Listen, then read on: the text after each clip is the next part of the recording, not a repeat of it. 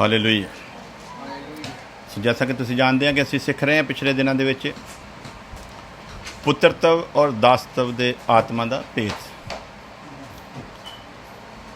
ਸੋ ਪੁੱਤਰਤਵ ਦਾ ਆਤਮਾ ਆਜ਼ਾਦੀ ਦਾ ਆਤਮਾ ਆ ਔਰ ਦਾਸਤਵ ਦਾ ਆਤਮਾ ਗੁਲਾਮੀ ਦਾ ਆਤਮਾ ਆ। ਪੁੱਤਰ ਦੇ ਅਧਿਕਾਰ ਔਰ ਦਾਸਤਵ ਦੇ ਅਧਿਕਾਰ ਦੇ ਵਿੱਚ ਜ਼ਮੀਨ ਅਸਮਾਨ ਦਾ ਫਰਕ ਆ ਔਰ ਉਸੇ ਚੀਜ਼ ਨੂੰ ਲੈ ਕੇ ਅਸੀਂ ਅੱਗੇ ਵਧਾਂਗੇ। ਔਰ ਅੱਜ ਦੇਖਦੇ ਹਾਂ ਖੁਦਾ ਸਾਨੂੰ ਹੋਰ ਕਿਹੜਾ ਨਵਾਂ ਪ੍ਰਕਾਸ਼ਨ ਦਿੰਦਾ ਆ ਜਿਸ ਤੋਂ ਸਾਨੂੰ ਇੱਕ ਨਵੀਂ ਆਸ਼ੀਸ਼ ਔਰ ਬਰਕਤ ਮਿਲ ਸਕੇ। ਸੋ ਲਾਸਟ ਅਸੀਂ ਵਚਨ ਪੜ੍ਹਿਆ ਸੀ ਕਿ ਤੁਸੀਂ ਨਹੀਂ ਜਾਣਦੇ ਕਿ ਤੁਸੀਂ ਖੁਦਾ ਦਾ ਮੰਦਿਰ ਹੋ ਅਤੇ ਖੁਦਾ ਦਾ ਰੂਹ ਤੁਹਾਡੇ ਅੰਦਰ ਰਹਿੰਦਾ ਹੈ। ਹਾਲੇਲੂਇਆ। ਜੇ ਕੋਈ ਖੁਦਾ ਦੇ ਮੰਦਿਰ ਦਾ ਨਾਸ਼ ਕਰੇਗਾ ਤਾਂ ਖੁਦਾ ਉਸ ਦਾ ਨਾਸ਼ ਕਰੇਗਾ, ਕਿਉਂ ਜੋ ਖੁਦਾ ਦਾ ਮੰਦਿਰ ਪਵਿੱਤਰ ਹੈ ਅਤੇ ਉਹ ਤੁਸੀਂ ਹੋ। ਹਾਲੇਲੂਇਆ। ਸੋ ਅਗਰ ਕੋਈ ਖੁਦਾ ਦੇ ਮੰਦਿਰ ਦਾ ਨਾਸ਼ ਕਰੂਗਾ ਤਾਂ ਖੁਦਾ ਉਹਦਾ ਨਾਸ਼ ਇਸ ਲਈ ਕਰੂਗਾ ਕਿਉਂਕਿ ਖੁਦਾ ਦਾ ਮੰਦਿਰ ਜਿਹੜਾ ਆ ਉਹ ਪਵਿੱਤਰ ਆ ਅਤੇ ਵਚਨ ਦੱਸਦਾ ਉਹ ਮੰਦਿਰ ਅਸੀਂ ਖੁਦ ਹਾਂ। ਹਾਲੇਲੂਇਆ।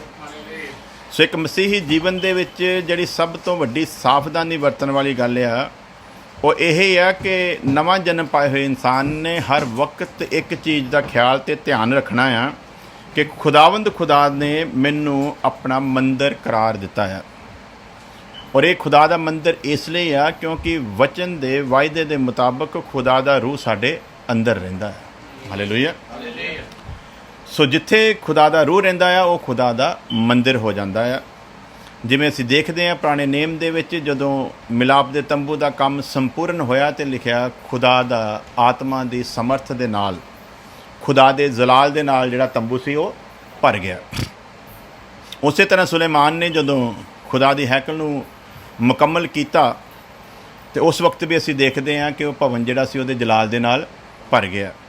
ਸੋ ਉਸੇ ਤਰ੍ਹਾਂ ਪੈਂਤੇਕੋਸਤ ਦੇ ਦਿਨ ਜਦੋਂ ਖੁਦਾ ਦਾ ਉਹ ਵਚਨ ਪੂਰਾ ਹੋਇਆ ਔਰ ਪਾਕ ਰੂਹ ਕਲਾਮ ਦੇ ਬੀਜ ਨੂੰ ਲੈ ਕੇ ਇਸ ਸੰਸਾਰ ਦੇ ਵਿੱਚ ਆਇਆ ਔਰ ਉਹ ਜਿੱਥੇ 120 ਲੋਕ ਬੈਠੇ ਪ੍ਰਾਰਥਨਾ ਕਰ ਰਹੇ ਸਨ, ਲਿਖਿਆ ਵੀ ਆਕਾਸ਼ ਤੋਂ ਅੱਗ ਉਤਰੀ ਔਰ ਹਰੇਕ ਦੇ ਉੱਤੇ ਉਹ ਇੱਕ ਜੀਭਾਂ ਬਣ ਕੇ ਠਹਿਰ ਗਈ ਔਰ ਲੋਕ ਇੱਕ ਐਸੀ ਜ਼ੁਬਾਨ ਬੋਲਣ ਲੱਗ ਪਏ ਜਿਹਨੂੰ ਉਹ ਨਹੀਂ ਸੀ ਜਾਣਦੇ ਔਰ ਇਹ ਜ਼ੁਬਾਨ ਨਿਸ਼ਾਨੀ ਸੀ ਇਸ ਗੱਲ ਦੀ ਕਿ ਖੁਦਾ ਨੇ ਯੋਏਲ ਨਬੀ ਦੇ ਦੁਆਰਾ ਜਿਹੜੀ ਭਵਿੱਖਬਾਣੀ ਕੀਤੀ ਸੀ ਉਹ ਪੂਰੀ ਹੋਵੇ ਕਿ ਮੈਂ ਅੰਤ ਦਿਨਾਂ ਦੇ ਵਿੱਚ ਆਪਣੇ ਆਤਮਾ ਨੂੰ ਸਾਰੇ ਸਰੀਰਾਂ ਦੇ ਉੱਤੇ ਬਹਾ ਦਿਆਂਗਾ। ਹਾਲੇਲੂਇਆ।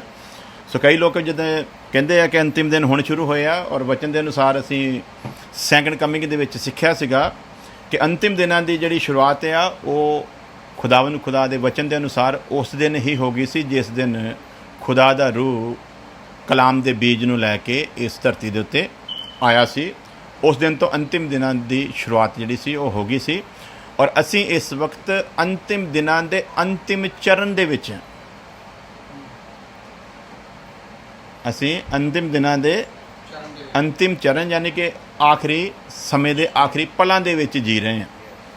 ਔਰ ਵਚਨ ਇਹ ਵੀ ਦੱਸਦਾ ਆ ਕਿ ਖੁਦਾ ਦੀ ਨਜ਼ਰ ਦੇ ਵਿੱਚ ਇੱਕ ਦਿਨ 1000 ਸਾਲ ਵਰਗਾ ਅਤੇ 1000 ਸਾਲ ਇੱਕ ਦਿਨ ਵਰਗਾ। ਔਰ ਜਿੱਦਾਂ ਅਸੀਂ ਸਿੱਖਿਆ ਸੀ ਸੈਕੰਡ ਕਮਿੰਗ ਦੇ ਵਿੱਚ ਕਿ ਸਾਡੀ ਬੁੱਧੀ ਦੇ ਮੁਤਾਬਕ 2000 ਸਾਲ ਹੋ ਗਏ ਆ ਇਹ ਸੁਣਦਿਆਂ ਨੂੰ ਕਿ ਅੰਤਿਮ ਦਿਨ ਆ ਪ੍ਰਭੂ ਦੀ ਆਮਦ ਨੇੜੇ ਆ 2000 ਸਾਲ ਹੋ ਗਏ ਅਜੇ ਤਾਂ ਹੋਈ ਨਹੀਂ।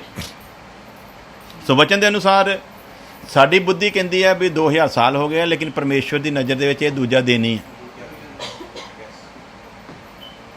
ਸੋ ਪਰਮੇਸ਼ਵਰ ਇਸ ਲਈ ਆਪਣੀ ਇਸ ਭਲਾਈ ਅਤੇ ਦਇਆ ਨੂੰ ਦਿਖਾ ਰਿਹਾ, ਆਪਣੇ ਇਸ ਸਬਰ ਨੂੰ ਦਿਖਾ ਰਿਹਾ ਆ ਕਿਉਂਕਿ ਵਚਨ 'ਚ ਲਿਖਿਆ ਪਰਮੇਸ਼ਵਰ ਨਹੀਂ ਚਾਹੁੰਦਾ ਕਿ ਕੋਈ ਨਾਸ਼ ਹੋਵੇ ਬਲਕਿ ਉਹ ਇਹ ਚਾਹੁੰਦਾ ਕਿ ਹਰੇਕ ਰੂਹ ਨਜਾਤ ਪਾਵੇ।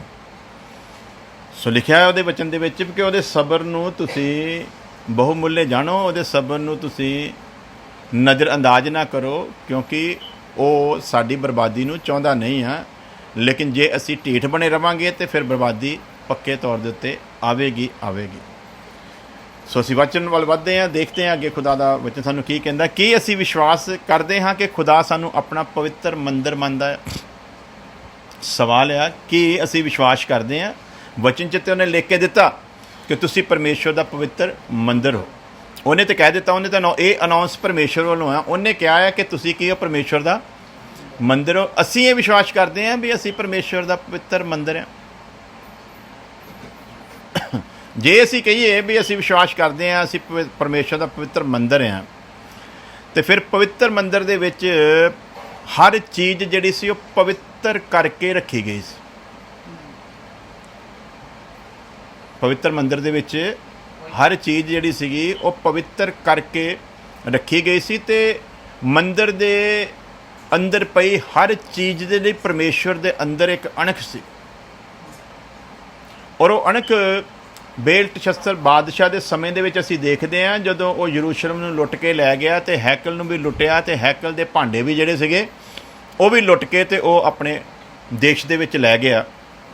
ਔਰ ਉੱਥੇ ਜਾ ਕੇ ਉਹਨੇ ਜਦੋਂ ਜਸ਼ਨ ਮਨਾਇਆ ਤੇ ਲਿਖਿਆ ਵੀ ਅੰਤ ਸਮੇਂ ਦੇ ਵਿੱਚ ਜਦੋਂ ਉਹਨਾਂ ਦਾ ਜਸ਼ਨ ਪੂਰੇ ਜੋਬਨ 'ਤੇ ਪਹੁੰਚਿਆ ਤੇ ਉਹਨੇ ਆਪਣੇ ਨੌਕਰਾਂ ਨੂੰ ਕਿਹਾ ਕਿ ਉਹ ਭਾਂਡੇ ਲੈ ਕੇ ਆਓ ਜਿਹੜੇ ਅਸੀਂ ਖੁਦਾ ਦੇ ਮੰਦਰ ਦੇ ਵਿੱਚੋਂ ਲੁੱਟ ਕੇ ਲਿਆਂਦੇ। ਤੇ ਉਹਨਾਂ ਭਾਂਡਿਆਂ ਦੇ ਵਿੱਚ ਕਹਿੰਦਾ ਸ਼ਰਾਬ ਪਾ ਕੇ ਤੇ ਲੈ ਕੇ ਆਓ ਤਾਂ ਜੋ ਪੀਤੀ ਜਾਵੇ। ਤੇ ਜਿਵੇਂ ਹੀ ਉਹਨਾਂ ਪਵਿੱਤਰ ਭਾਂਡਿਆਂ ਦੇ ਵਿੱਚ ਸ਼ਰਾਬ ਨੂੰ ਪਾਇਆ ਗਿਆ, ਤੇ ਵਚਨ ਦੱਸਦਾ ਹੈ ਕਿ ਖੁਦਾ ਦੀ ਉਂਗਲ ਨੇ ਕੰਧ ਦੇ ਉੱਤੇ ਲਿਖਣਾ ਸ਼ੁਰੂ ਕੀਤਾ। ਗੱਲਾਂ ਕਈ ਵਾਰੀ ਅਸੀਂ ਸੁਣਦੇ ਹਾਂ, ਪੜ੍ਹਦੇ ਹਾਂ, ਲੇਕਿਨ ਉਹਨਾਂ ਦੀ ਗਹਿਰਾਈ ਨੂੰ ਸਮਝਦੇ ਨਹੀਂ ਆ। ਇਹ ਮੰਨ ਲੈਣਾ ਕਿ ਅਸੀਂ ਪਰਮੇਸ਼ਰ ਦਾ ਮੰਦਰ ਆ, ਇਹ ਤੇ ਛੋਟੀ ਜਿਹੀ ਗੱਲ ਆ, ਲੇਕਿਨ ਇਸ ਮੰਦਰ ਨੂੰ ਮੰਦਰ ਬਣਾ ਕੇ ਰੱਖਣਾ ਮੰਦਰ ਦੀ ਤਰ੍ਹਾਂ, ਇਹ ਬਹੁਤ ਵੱਡੀ ਗੱਲ ਹੈ। ਸੋ ਪਹਿਲਾਂ ਤਾਂ ਅਸੀਂ ਆਪਣੀ ਬੁੱਧ ਦੇ ਨਾਲ ਕਈ ਚੀਜ਼ਾਂ ਦੇਖ ਲੈਂਦੇ ਸੀ, ਹੁਣ ਵੀ ਕਈ ਵਾਰੀ ਦਿਮਾਗ ਦੇ ਵਿੱਚ ਕੋਈ ਐਸੀ ਚੀਜ਼ ਆ ਜਾਂਦੀ ਹੈ, ਲੇਕਿਨ ਨਾਲ ਹੀ ਘੰਟੀਆਂ ਵੱਜ ਜਾਂਦੀਆਂ ਵੀ ਤੁਹਾਨੂੰ ਇਹ ਹੱਕ ਨਹੀਂ ਆ ਕਿ ਤੁਸੀਂ ਇਹ ਕਰੋ। ਵਿਚਾਰ ਕਈ ਵਾਰੀ ਆ ਜਾਂਦਾ ਮਨ ਦੇ ਵਿੱਚ, ਇਸੇ ਕਰਕੇ ਸੰਤ ਪੌਲੁਸ ਕਹਿੰਦਾ ਅਸੀਂ ਹਰ ਇੱਕ ਉੱਚੀ ਗੱਲ ਨੂੰ, ਹਰੇਕ ਭਰਮ ਨੂੰ ਜਿਹੜਾ ਮਸੀਹ ਦੇ ਗਿਆਨ ਦੇ ਖਿਲਾਫ ਸਿਰ ਚੁੱਕਦਾ ਉਹਨੂੰ ਢਾ ਦਿੰਦੇ। ਇਹਦਾ ਮਤਲਬ ਸਿਰ ਚੁੱਕਦਾ ਹੈਗਾ, ਪਰ ਅਸੀਂ ਕੀ ਕਰਨਾ ਹੈ? ਹਰੇਕ ਵਿਚਾਰ ਸਾਡੇ ਮਨ ਦੇ ਵਿੱਚ ਕੋਈ ਵੀ ਐਸਾ ਵਿਚਾਰ ਆ ਸਕਦਾ ਹੈ ਕਿ ਇੱਦਾਂ ਕਰਨ ਦੇ ਨਾਲ ਸਾਨੂੰ ਫਾਇਦਾ ਹੋ ਸਕਦਾ, ਇੱਦਾਂ ਕਰਨ ਦੇ ਨਾਲ ਸਾਨੂੰ ਆਹ ਫਾਇਦਾ ਹੋ ਸਕਦਾ, ਇੱਦਾਂ ਕਰਨ ਨਾਲ ਆਹ ਫਾਇਦਾ। ਵਿਚਾਰ ਦਾ ਆਉਣਾ ਮਾੜੀ ਗੱਲ ਨਹੀਂ, ਪਰ ਅਸੀਂ ਕਰਨਾ ਕੀ ਆ? ਇਹ ਧਿਆਨ ਰੱਖਦੇ ਹੋਏ ਵੀ ਅਸੀਂ ਕੀ ਹਾਂ? ਭਲਾ ਪਰਮੇਸ਼ਰ ਦਾ ਪਵਿੱਤਰ ਮੰਦਰ ਹਾਂ, ਤੇ ਇਸ ਮੰਦਰ ਦੇ ਵਿੱਚ ਕੋਈ ਵੀ ਅਪਵਿੱਤਰ ਕੰਮ ਜਿਹੜਾ ਹੋਣਾ ਚਾਹੀਦਾ ਨਹੀਂ ਆ। ਅਪਵਿੱਤਰਤਾਈ ਨੂੰ ਤੇ ਉਹ ਬਰਦਾਸ਼ਤ ਹੀ ਨਹੀਂ ਨਾ ਕਰਦਾ। ਜਿਵੇਂ ਮੈਂ ਪਿਛਲੇ ਦਿਨਾਂ ਦੱਸਿਆ ਕਿ ਨਦਾਬ ਅਬੀਹੂ ਨੇ ਆਪਣੀ ਅਕਲ ਦੇ ਨਾਲ ਬਹੁਤ ਵਧੀਆ ਧੂਫ ਦਿਖਾਈ, ਵਧੀਆ ਮਸਾਲੇ ਜਿਹੜੇ ਪਰਮੇਸ਼ਰ ਨੇ ਦੱਸੇ ਸੀ ਉਹਨਾਂ ਦੇ ਮਨ ਵਿੱਚ ਸੀਗਾ, ਸੀ ਉਸ ਤੋਂ ਵੀ ਵਧੀਆ ਲਿਖਿਆ ਨਹੀਂ ਹੈ ਇੱਦਾਂ, ਲੇਕਿਨ ਇਹ ਪੱਕੀ ਗੱਲ ਹੈ ਕਿ ਉਹਨਾਂ ਦੇ ਮਨ ਵਿੱਚ ਐਸਾ ਹੀ ਕੁਝ ਚੱਲ ਰਿਹਾ ਸੀ, ਪਰਮੇਸ਼ਰ ਦੇ ਖਿਲਾਫ ਨਹੀਂ ਸੀ। ਉਹਨਾਂ ਨੇ ਸੋਚਿਆ ਵੀ ਪਰਮੇਸ਼ਰ ਨੇ ਜਿਹੜੀਆਂ ਸੁਗੰਧੀਆਂ ਦੱਸੀਆਂ ਨਾ, ਆਹ ਜਿਹੜੀਆਂ ਸਾਨੂੰ ਸੁਗੰਧੀਆਂ ਮਿਲੀਆਂ ਇਹ ਉਸ ਤੋਂ ਵਧੀਆ, ਤੇ ਜਦੋਂ ਅਸੀਂ ਵਧੀਆ ਸੁਗੰਧੀਆਂ ਉਹਦੇ ਨਾਲੋਂ ਵੀ ਜ਼ਿਆਦਾ ਲੈ ਕੇ ਜਾਵਾਂਗੇ ਤੇ ਪਰਮੇਸ਼ਰ ਖੁਸ਼ ਹੋ ਕੇ ਸਾਨੂੰ ਕੀ ਦੇਊਗਾ? ਭਲਾ ਆਸ਼ੀਸ਼ ਦੇਊਗਾ। ਪਰ ਵਚਨ 'ਚ ਕੀ ਲਿਖਿਆ? ਨਾ ਉਹਦੇ ਵਚਨ 'ਚ ਕੁਛ ਘਟਾਉਣਾ ਤੇ ਨਾ ਜਿਹੜਾ ਘਟਾਊਗਾ ਉਹਦੇ 'ਤੇ ਵੀ ਸਜ਼ਾ, ਤੇ ਜਿਹੜਾ ਵਧਾਊਗਾ ਉਹਦੇ 'ਤੇ ਸਜ਼ਾ, ਕਿਉਂਕਿ ਪਰਮੇਸ਼ਰ ਇਹ ਚਾਹੁੰਦਾ ਵੀ ਜਿੱਦਾਂ ਉਹਨੇ ਕਿਹਾ ਉੱਦਾਂ ਹੀ ਅਸੀਂ ਉਹਨੂੰ ਫਾਲੋ ਕਰੀਏ। ਤੇ ਦੋਨੇ ਭਰਾ ਬੜੇ ਵਧੀਆ ਢੰਗ ਦੇ ਨਾਲ ਚੰਗੀ ਨੀਅਤ ਦੇ ਨਾਲ ਹੀ ਗਏ ਸੀ। ਜਦੋਂ ਮਿਲਾਪ ਦੇ ਤੰਬੂ ਦੇ ਹਿਸਾਬ ਨਾਲ ਅਸੀਂ ਦੇਖਦੇ ਹਾਂ, ਔਰ ਜਦੋਂ ਨੇਮ ਦਾ ਸੰਦੂਕ ਲੁੱਟਿਆ ਗਿਆ ਉਹਨਾਂ ਦੇ ਮਨ ਦੇ ਵਿੱਚ ਵੀ ਚੰਗੀ ਮਨਸ਼ਾ ਸੀਗੀ, ਇਸ ਲਈ ਉਹਨਾਂ ਨੇ ਕਿਹਾ ਵੀ ਹੁਣ ਆਪਾਂ ਨਵਾਂ ਗੱਡਾ ਬਣਾਉਂਦੇ ਹਾਂ ਤੇ ਉਹਦੇ 'ਤੇ ਰੱਖ ਕੇ ਲਿਆਉਂਦੇ ਸੰਦੂਕ ਨੂੰ। ਮਨਸ਼ਾ ਮਾੜੀ ਨਹੀਂ ਗੀ, ਲੇਕਿਨ ਹੁਕਮ ਤੋੜ ਦਿੱਤਾ ਹੈ। ਤੇ ਪਰਮੇਸ਼ਰ ਇਹ ਨਹੀਂ ਦੇਖਦਾ ਤੁਹਾਡੀ ਮਨਸ਼ਾ ਚੰਗੀ ਹੈ, ਪਰਮੇਸ਼ਰ ਇਹ ਦੇਖਦਾ ਤੁਸੀਂ ਮੇਰੇ ਹੁਕਮ ਨੂੰ ਪੂਰਾ ਕਰਦੇ ਹੋ ਕਿ ਨਹੀਂ ਕਰਦੇ, ਕਿਉਂਕਿ ਬੱਚੇ ਨੇ ਲਿਖਿਆ ਜਿਹੜਾ ਹੁਕਮ ਤੇ ਖੜਾ ਉਹ ਸ਼ਾਗਿਰਦ ਹੈ। ਸੋ ਨਦਾਬ ਤੇ ਅਬੀਹੂ ਨੇ ਜਿੱਦਾਂ ਹੀ ਜਾ ਕੇ ਖੁਦਾ ਦੀ ਉਸ ਬਣਾਈ ਹੋਈ ਜਗ੍ਹਾ ਦੇ ਉੱਤੇ ਧੂਫ ਦਿਖਾਉਣ ਦੀ ਕੋਸ਼ਿਸ਼ ਕੀਤੀ, ਲਿਖਿਆ ਪਰਮੇਸ਼ਰ ਦਾ ਕ੍ਰੋਧ ਭੜਕਿਆ ਤੇ ਦੋਨੇ ਭਰਾਵਾਂ ਨੇ ਮਾਰ ਦਿੱਤਾ। ਸੋ ਮੁੱਖ ਦੀ ਗੱਲ ਕੀ ਹੈ? ਇਹ ਕਹਿ ਦੇਣਾ ਤੇ ਮੰਨ ਲੈਣਾ, ਇਹ ਵਿਸ਼ਵਾਸ ਕਰ ਲੈਣਾ ਕਿ ਅਸੀਂ ਪਰਮੇਸ਼ਰ ਦਾ ਪਵਿੱਤਰ ਮੰਦਰ ਆ, ਇਹ ਛੋਟੀ ਜਿਹੀ ਗੱਲ ਹੈ, ਪਰ ਇਸ ਮੰਦਰ ਨੂੰ ਮੰਦਰ ਬਣਾ ਕੇ ਰੱਖਣਾ ਗੱਲ ਤੇ ਇਹ ਆ। ਤੇ ਮੰਦਰ ਨੂੰ ਮੰਦਰ ਬਣਾ ਕੇ ਰੱਖਣਾ ਤੇ ਫਿਰ ਇਹਦੇ ਵਿੱਚ ਕੋਈ ਵੀ ਦੁਸ਼ਟਤਾ ਜਿਹੜੀ ਆ ਉਹ ਪ੍ਰਵੇਸ਼ ਨਹੀਂ ਕਰ ਸਕਦੀ। ਔਰ ਦੁਸ਼ਟਤਾ ਪ੍ਰਵੇਸ਼ ਕਰਦੀ ਕਿਉਂ ਆ? ਇਹ ਸਿਰਫ ਪ੍ਰਚਾਰਕਾਂ ਦੀ ਕਮੀ ਦੇ ਕਾਰਨ ਹੀ ਆ। ਜਦੋਂ ਅਸੀਂ ਥੋੜ੍ਹੀ ਜਿਹੀ ਢਿੱਲ ਦੇ ਦਿੰਦੇ ਨਾ, ਉਦੋਂ ਕੰਮ ਖਰਾਬ ਹੋ ਜਾਂਦਾ। ਤੇ ਮੇਰੇ ਵਰਗੇ ਜਿਹੜੇ ਬੰਦੇ ਆ ਉਹ ਕਈ ਵਾਰੀ ਢਿੱਲ ਜਾਣਬੁੱਝ ਕੇ ਦਿੰਦੇ ਆ, ਦੇਖੀਏ ਵੀ ਇਹਨਾਂ ਜਿਹੜਾ ਸਿੱਖਿਆ ਹੋਇਆ ਉਹਦੇ ਮੁਤਾਬਕ ਇਹ ਵੀ ਕੋਈ ਫੈਸਲਾ ਲੈਂਦੇ ਆ ਕਿ ਨਹੀਂ। ਇਸ ਕਰਕੇ ਇਹ ਵੀ ਧਿਆਨ ਰੱਖਣਾ ਗਾਂ ਵਾਸਤੇ ਕਿ ਮੈਂ ਤੁਹਾਨੂੰ ਕੋਈ ਢਿੱਲ ਦੇਵਾਂ ਤੇ ਉਹ ਨਹੀਂ, ਉਹ ਮੈਂ ਤੁਹਾਨੂੰ ਸਿਖਾਇਆ ਸਭ ਕੁਝ ਹੋਇਆ ਹੈ, ਉਹ ਤੁਹਾਡੀ ਪ੍ਰੀਖਿਆ ਦੀ ਘੜੀ ਆ ਕਿ ਮੈਂ ਤੁਹਾਨੂੰ ਢਿੱਲ ਦੇਵਾਂ ਤੇ ਤੁਸੀਂ ਉਸ ਢਿੱਲ ਦੇ ਉੱਤੇ ਵਿਚਾਰ ਕਰਨਾ ਹੈ ਵੀ ਅਸੀਂ ਇਸ ਢਿੱਲ ਨੂੰ ਇਸਤੇਮਾਲ ਕਰੀਏ ਕਿ ਨਾ ਕਰੀਏ, ਕਿਉਂਕਿ ਵਚਨ ਤੁਸੀਂ ਸਿੱਖਿਆ ਹੋਇਆ ਆ। ਜਿਵੇਂ ਭਾਈ ਨੇ ਦੱਸਿਆ, ਮੈਂ ਕਿਹਾ ਐਤਵਾਰ ਕੰਮ ਕਰ ਲਿਆ ਕਰੋ, ਕੋਈ ਗੱਲ ਨਹੀਂ, ਕਿਉਂਕਿ ਅਜੇ ਦਿਨ ਇੱਦਾਂ ਦੇ ਹੀ ਹੈ, ਵਿੱਚੋਂ ਖਰਾਬ ਖਰੂਬ ਹੋ ਜਾਂਦੇ ਆ ਕਰੋਨਾ ਵਾਇਰਸ ਦਾ ਕਰਕੇ ਵੀ ਇੱਥੇ ਦੇ ਖਰਚੇ ਖੁਰਚੇ ਕਵਰ ਨਹੀਂ ਹੋ ਰਹੇ। ਪਰ ਇਹਦਾ ਮਤਲਬ ਇਹ ਨਹੀਂ ਤੁਸੀਂ 1.5 ਲਾਉਣ ਚੱਲ ਜਾਓ ਅਤੇ ਬਾਅਦ 'ਚ ਢੋਲਕੀ ਵਾਲਾ ਅਸੀਂ ਲੱਭਦੇ ਰਹੀਏ। ਖੁਦਾ ਦਾ ਖੁਦਾ ਨੂੰ ਅਤੇ ਦੁਨੀਆ ਨੂੰ, ਪਰਿਵਾਰ ਦਾ ਪਰਿਵਾਰ ਨੂੰ ਦੇਣਾ ਹੈ। ਸੋ ਇਸ ਕਰਕੇ ਤੁਸੀਂ ਆਪ ਸਿੱਖੇ ਹੋਏ ਵਚਨ ਦੇ ਅਨੁਸਾਰ ਫੈਸਲਾ ਲੈਣਾ। ਹੋ ਸਕਦਾ ਮੈਂ ਕਿਤੇ ਤੁਹਾਨੂੰ ਕੁਝ ਗਲਤ ਵੀ ਦੱਸਾਂ, ਕਿਉਂਕਿ ਮੈਂ ਖੁਦਾ ਨਹੀਂ ਹਾਂ। ਪਰ ਜੇ ਤੁਸੀਂ ਵਚਨ ਨੂੰ ਪੜ੍ਹਦੇ ਅਤੇ ਸੁਣਦੇ ਹੋ ਤਾਂ ਤੁਸੀਂ ਇੱਕਦਮ ਉੱਤੇ ਦੇਖਣਾ ਆ, ਵਾਚ ਕਰਨਾ ਆ ਵੀ ਇਹ ਜਿਹੜੀ ਇਹਨਾਂ ਵੱਲੋਂ ਗੱਲ ਦੱਸੀ ਗਈ ਆ ਵਚਨ ਦੇ ਅਨੁਸਾਰ ਹੈਗੀ ਆ ਕਿ ਨਹੀਂ ਹੈਗੀ। ਕਿਉਂਕਿ ਤੁਸੀਂ ਮੈਨੂੰ ਫਾਲੋ ਨਹੀਂ ਕਰਨਾ, ਕਿਹਨੂੰ ਕਰਨਾ ਆ? ਪਰਮੇਸ਼ਵਰ ਨੂੰ ਫਾਲੋ ਕਰਨਾ, ਪਰਮੇਸ਼ਵਰ ਦੇ ਵਚਨ ਨੂੰ ਫਾਲੋ ਕਰਨਾ ਹੈ। ਅਤੇ ਇਹ ਹੁਣ ਕਹਿਣਾ ਕਿ ਅਸੀਂ ਪਵਿੱਤਰ ਮੰਦਰ ਹਾਂ, ਇਹ ਸੌਖੀ ਜਿਹੀ ਗੱਲ ਹੈ, ਪਰ ਮੰਦਰ ਨੂੰ ਮੰਦਰ ਬਣਾ ਕੇ ਰੱਖਣਾ ਇਹ ਬੜਾ ਮੁਸ਼ਕਿਲ ਕੰਮ ਆ। ਸੋ ਜਦੋਂ ਉਹਨਾਂ ਨੇ ਮੰਦਰ ਦੇ ਭਾਂਡਿਆਂ ਦੇ ਨਾਲ ਬਦਸਲੂਕੀ ਕੀਤੀ ਅਤੇ ਉਸ ਬਾਦਸ਼ਾਹ ਦੀ ਬਾਦਸ਼ਾਹੀ ਖੋਲੀ ਅਤੇ ਉਹਦੀ ਜ਼ਿੰਦਗੀ ਵੀ ਖੋਲੀ। ਲਿਖਿਆ ਕਿ ਉਂਗਲ ਨੇ ਸਾਫ਼ ਆ ਕੇ ਲਿਖਿਆ, ਇਹ ਬਾਦਸ਼ਾਹ ਤੇਰਾ ਰਾਜ ਤੇ ਕੋ ਖੋਇਆ ਗਿਆ। ਕਾਹਦੇ ਲਈ ਭਲਾ? ਭਾਂਡਿਆਂ ਦੇ ਲਈ ਪਰਮੇਸ਼ਵਰ ਦੀ ਇੰਨੀ ਅਣਖ ਆ। ਅਤੇ ਹੁਣ ਕਹਿੰਦਾ ਤੁਸੀਂ ਭਾਂਡੇ ਨਹੀਂ ਆ, ਤੁਸੀਂ ਮੰਦਰ ਆ। ਅਤੇ ਹੁਣ ਉਹਦਾ ਦੂਜਾ ਸ਼ਬਦ ਕੀ ਆ? ਇਸ ਮੰਦਰ ਦੇ ਵਿੱਚ ਜਿਹੜੇ ਭਾਂਡੇ ਰੱਖੇ ਨਾ ਉਹਨੇ, ਉਹ ਪਵਿੱਤਰ ਆ ਅਤੇ ਉਹ ਪਵਿੱਤਰ ਹੀ ਚਾਹੀਦੇ ਆ। ਅਤੇ ਭਾਂਡਿਆਂ ਨੂੰ ਹੁਣ ਆਪਾਂ ਕਿੱਦਾਂ ਲੈ ਸਕਦੇ ਹਾਂ ਭਲਾ? ਅੱਖ ਇੱਕ ਭਾਂਡਾ ਆ ਅਤੇ ਲਿਖਿਆ ਜੇ ਤੇਰੀ ਅੱਖ ਨਿਰਮਲ ਆ ਨਾ ਅਤੇ ਤੇਰਾ ਸਾਰਾ ਸਰੀਰ ਹੀ ਫਿਰ, ਅਤੇ ਜੇ ਤੇਰੀ ਅੱਖ ਬੁਰੀ ਆ ਤਾਂ ਸਮਝ ਲਾ ਤੇਰਾ ਸਾਰਾ ਸਰੀਰ ਹੀ। ਇਹ ਹੁਣ ਕੰਨਾਂ ਨੂੰ ਵੀ ਭਾਂਡੇ ਮੰਨ ਕੇ ਚੱਲੋ, ਅਤੇ ਨੱਕ ਨੂੰ ਵੀ ਭਾਂਡੇ ਮੰਨ ਕੇ ਚੱਲੋ, ਮੂੰਹ ਨੂੰ ਵੀ ਭਾਂਡੇ ਮੰਨ ਕੇ ਚੱਲੋ, ਅਤੇ ਹੱਥਾਂ ਨੂੰ ਵੀ ਭਾਂਡੇ ਮੰਨ ਕੇ ਚੱਲੋ, ਅਤੇ ਪੈਰਾਂ ਨੂੰ ਵੀ। ਅਤੇ ਇਹਨਾਂ ਦੇ ਲਈ ਪਰਮੇਸ਼ਵਰ ਦੀ ਅਣਖ ਅਤੇ ਜਲਨ ਆ, ਅਤੇ ਇਸ ਲਈ ਇਹ ਪਵਿੱਤਰ ਰਹਿਣੇ ਬਹੁਤ ਜ਼ਿਆਦਾ ਜ਼ਰੂਰੀ ਹੈ। ਫਿਰ ਉਹ ਸਾਡੇ ਅੰਦਰ ਵਾਸ ਕਰਦਾ ਹੈ। ਹੁਣ ਕਰੀ ਤੇ ਜਾਂਦੇ ਆ ਬਦਮਸਤੀਆਂ ਸਾਰੇ ਮਸੀਹੀ ਲੋਕ, ਅਤੇ ਕਹਿੰਦੇ ਕੀ ਆ? ਪਰਮੇਸ਼ਵਰ ਦਾ ਆਤਮਾ ਸਾਡੇ ਅੰਦਰ ਆ। ਉਹ ਇਸ ਭੁਲੇਖੇ 'ਚ ਰਹਿੰਦੇ ਆ ਵੀ ਅਸੀਂ ਗੈਰ ਜ਼ਬਾਨ ਬੋਲ ਲੈਂਦੇ ਆ, ਇਸ ਲਈ ਪਰਮੇਸ਼ਵਰ ਦਾ ਆਤਮਾ ਸਾਡੇ ਅੰਦਰ ਵਾਸ ਕਰਦਾ ਆ। ਲੇਕਿਨ ਅਸੀਂ ਪਿਛਲੀ ਵਾਰੀ ਵੀ ਦੱਸ ਚੁੱਕੇ ਹਾਂ ਕਈ ਵਾਰੀ, ਇਹ ਜਿਹੜੀ ਅਸੀਂ ਬਾਅਦ ਵਿੱਚ ਗੈਰ ਜ਼ਬਾਨ ਬੋਲਦੇ ਨਾ, ਇਹ ਗੈਰ ਜ਼ਬਾਨ ਫਿਰ ਉੱਦਾਂ ਦੀ ਆ ਜਿੱਦਾਂ ਅਸੀਂ ਹੁਣ ਆਹ ਜਿਹੜਾ ਰਿਕਾਰਡਿੰਗ ਹੋ ਰਿਹਾ ਨਾ, ਇਹ ਤਾਂ ਹੁਣ ਮੈਂ ਭਾਵੇਂ ਸੰਸਾਰ 'ਚ ਰਵਾਂ ਅਤੇ ਭਾਵੇਂ ਨਾ ਰਵਾਂ, ਇਹ ਰਿਕਾਰਡਿੰਗ ਚੱਲਦੀ ਰਹਿਣੀ। ਅਤੇ ਉਹ ਫਿਰ ਜਿਹੜੀ ਅਸੀਂ ਗੈਰ ਭਾਸ਼ਾ ਬੋਲਦੇ ਨਾ, ਇਹ ਇੱਦਾਂ ਦੀ ਰਿਕਾਰਡਿੰਗ ਹੀ ਆ। ਉਹ ਫਿਰ ਸਾਨੂੰ ਉਹੋ ਹੀ ਭਰਮਾਵੇ ਦੇ ਰੂਹ ਦੇ ਹਵਾਲੇ ਜਦੋਂ ਕਰ ਦਿੰਦਾ ਅਤੇ ਰਿਕਾਰਡਿੰਗ ਚੱਲਦੀ ਰਹਿੰਦੀ ਹੈ। ਅਤੇ ਅਸੀਂ ਸੋਚਦੇ ਕੀ ਭਲਾ ਪਰਮੇਸ਼ਵਰ ਦਾ ਆਤਮਾ ਸਾਡੇ ਨਾਲ ਹੀ ਹੈ। ਸਾਨੂੰ ਪਤਾ ਨਹੀਂ ਲੱਗਦਾ ਕਦੋਂ ਪਰਮੇਸ਼ਵਰ ਦੇ ਆਤਮਾ ਦੀ ਖੂਬੀ ਕੀ ਆ। ਕਈ ਵਾਰੀ ਦੱਸਿਆ, ਜਦੋਂ ਆਉਂਦਾ ਉਦੋਂ ਦੂਰ ਦੂਰ ਤੱਕ ਪਤਾ ਚੱਲ ਜਾਂਦਾ, ਅਤੇ ਜਦੋਂ ਉਹ ਜਾਂਦਾ ਆ ਉਦੋਂ ਜਿਹਦੇ ਵਿੱਚੋਂ ਜਾਂਦਾ ਉਹਨੂੰ ਵੀ ਪਤਾ ਨਹੀਂ ਲੱਗਦਾ। ਇਸੇ ਕਰਕੇ ਦੱਸਿਆ ਸੀ ਨਾ ਉਦਾਹਰਨ ਵੀ ਸਮਸੂਨ ਉਸੇ ਹੀ ਗੈਰਤ ਦੇ ਨਾਲ ਉੱਠਿਆ, ਸਮਸੂਨ ਉਸੇ ਗੈਰਤ ਦੇ ਨਾਲ ਉੱਠਿਆ। ਲੇਕਿਨ ਉੱਥੇ ਸ਼ਬਦ ਕੀ ਲਿਖਿਆ ਗਿਆ? ਪਰ ਉਹ ਨਹੀਂ ਸੀ ਜਾਣਦਾ ਕਿ ਪਰਮੇਸ਼ਵਰ ਦਾ ਆਤਮਾ ਉਹ ਤੋਂ ਅਲੱਗ ਹੋ ਚੁੱਕਿਆ ਹੈ। ਅਤੇ ਨੁਕਸਾਨ ਭਲਾ ਕੀ ਹੋਇਆ? ਲਿਖਿਆ ਉਹਨੂੰ ਅੰਨ੍ਹਿਆ ਕਰਕੇ ਅਤੇ ਤਮਾਸ਼ਾ ਕਰਨ ਦੇ ਲਈ ਲੈ ਕੇ ਗਏ। ਤਮਾਸ਼ਬੀਨ ਬਣਾ ਦਿੱਤਾ ਖੁਦਾ ਦਾ ਨਬੀ ਉਹਨਾਂ ਨੇ। ਕਦੋਂ ਬਣਿਆ ਭਲਾ? ਜਦੋਂ ਪਰਮੇਸ਼ਵਰ ਦਾ ਆਤਮਾ ਉਹ ਤੋਂ ਅਲੱਗ ਹੋਇਆ। ਅਤੇ ਪਰਮੇਸ਼ਵਰ ਦਾ ਆਤਮਾ ਉਹ ਤੋਂ ਅਲੱਗ ਕਦੋਂ ਹੋਇਆ? ਜਦੋਂ ਉਹਨੇ ਹੁਕਮ ਨੂੰ ਤੋੜ ਦਿੱਤਾ। ਔਰ ਇੱਕ ਵਾਰੀ ਨਹੀਂ ਤੋੜਿਆ, ਬਹੁਤ ਵਾਰੀ ਹੁਕਮ ਤੋੜਿਆ। ਪਰਮੇਸ਼ਵਰ ਸਮਾਂ ਦਿੰਦਾ ਗਿਆ। ਲਾਸਟ ਵਿੱਚ ਜਾ ਕੇ ਉਹਨੇ ਉਹ ਵੀ ਗਲਤੀ ਕਰਤੀ ਜਿਹੜੀ ਪਰਮੇਸ਼ਵਰ ਬਿਲਕੁਲ ਹੀ ਨਹੀਂ ਸੀ ਚਾਹੁੰਦਾ। ਕਾਫੀ ਗਲਤੀਆਂ ਉਹਦੀਆਂ ਪਹਿਲਾਂ ਵੀ ਮਾफ़ ਕੀਤੀਆਂ ਉਹਨੇ ਪਰਮੇਸ਼ਵਰ ਨੇ, ਵੀ ਹੁਣ ਸੁਧਰ ਜੂ। ਲੇਕਿਨ ਇਹ ਗਲਤੀ ਜਦੋਂ ਆਖਰੀ ਉਹਨੇ ਕੀਤੀ ਹੈ ਅਤੇ ਫਿਰ ਇਹ ਮਾफ़ ਨਹੀਂ ਹੋਈ। ਅਤੇ ਇੱਕ ਐਡਾ ਯੋਧਾ ਜਿਹੜਾ ਖੋਤੇ ਦੇ ਜਬਾੜੇ ਦੀ ਹੱਡੀ ਦੇ ਨਾਲ 1000 ਬੰਦੇ ਨੂੰ ਮਾਰ ਸਕਦਾ ਆ, ਉਹੋ ਜਿਹੇ ਬੰਦੇ ਨੂੰ ਜਾ ਕੇ ਅਤੇ ਸਟੇਡੀਅਮ ਦੇ ਵਿੱਚ ਤਮਾਸ਼ਾ ਬਣਾ ਦੇਣਾ ਕੋਈ ਛੋਟੀ ਗੱਲ ਨਹੀਂ ਹੈ। ਲੇਕਿਨ ਉੱਥੇ ਵੀ ਪਰਮੇਸ਼ਵਰ ਨੇ ਫਿਰ ਆਪਣੇ ਨਾਮ ਨੂੰ ਇੱਜ਼ਤ ਦਿੱਤੀ ਜਦੋਂ ਉਹਨੇ ਪ੍ਰਾਰਥਨਾ ਕੀਤੀ ਕਿ ਹੁਣ ਮੈਂ ਇਸ ਲਾਇਕ ਤਾਂ ਨਹੀਂ, ਹੁਣ ਮੈਂ ਜਿਉਂਦਾ ਵੀ ਰਵਾਂ, ਕਿਉਂਕਿ ਗਲਤੀ ਤਾਂ ਮੈਂ ਕਰ ਦਿੱਤੀ। ਪਰ ਇੱਕ ਵਾਰੀ ਕਹਿੰਦਾ ਉਹੀ ਜ਼ੋਰ ਦੇ ਦੇ।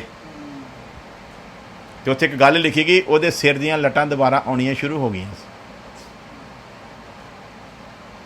ਅਤੇ ਲਿਖਿਆ ਪਰਮੇਸ਼ਵਰ ਨੇ ਜ਼ੋਰ ਦਿੱਤਾ ਅਤੇ ਜਿਹੜੇ 2 ਥੰਮ ਸੀ ਸਾਰੇ ਖਿੱਚ ਲਏ। ਆਪ ਤਾਂ ਮਰਿਆ ਅਤੇ ਨਾ ਸਾਰਿਆਂ ਨੂੰ ਲੈ ਬੈਠਾ।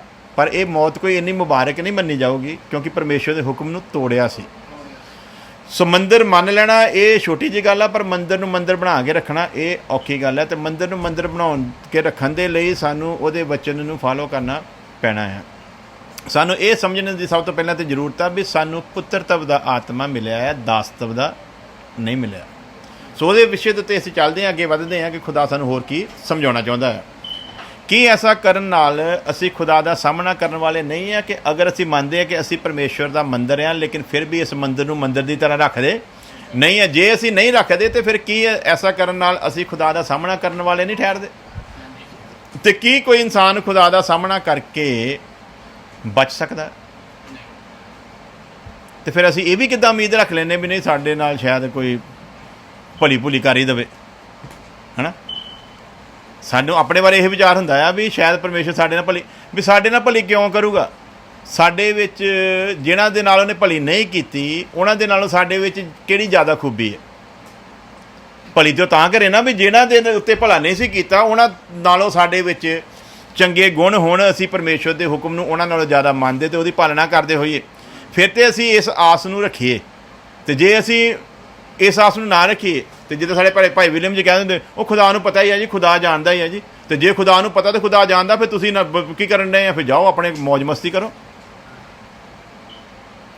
ਜਦੋਂ ਉਹਨਾਂ ਕੋਈ ਗੱਲ ਸਮਝਾਉਂਦੀ ਕੋਈ ਉਹ ਇੱਕ ਗੱਲ ਕਹਿ ਕੇ ਨਿਬੇੜ ਦਿੰਦੇ ਹੁੰਦੇ ਆ ਵੀ ਉਹ ਕਈ ਵਾਰੀ ਮੈਂ ਉਹਨਾਂ ਨੇ ਇਸ ਗੱਲ ਤੋਂ ਟੋਕਿਆ ਵੀ ਇਹ ਨਾ ਕਿਆ ਕਰੋ, ਨਹੀਂ ਸਮਝੇ? ਚੁਗਲੀ ਨਹੀਂ ਕਰਨ ਰਹੇ, ਸੁਣਦਾ ਪਿਆ, ਭਾਈ ਵਿਲੀਅਮ ਵੀ ਸੁਣਦਾ ਪਿਆ। ਸੋ ਕਹਿਣ ਤੋਂ ਮੁਰਾਦ ਕੀ ਹੈ ਵੀ ਇਹ ਕਹਿ ਕੇ ਅਸੀਂ ਛੁਟਕਾਰਾ ਹੀ ਪਾਸੇ ਖੁਦਾ ਨੂੰ ਪਤਾ ਹੀ ਹੈ ਜੀ। ਅੱਛਾ ਐਤਵਾਰ ਨੂੰ ਦਿਹਾੜੀ ਲਾਓ, ਨੇ ਖੁਦਾ ਨੂੰ ਪਤਾ ਹੀ ਪਿੱਛੇ 2 ਟੁੱਟ ਗਈਆਂ ਸੀਗੀਆਂ, ਹੈ ਨਾ?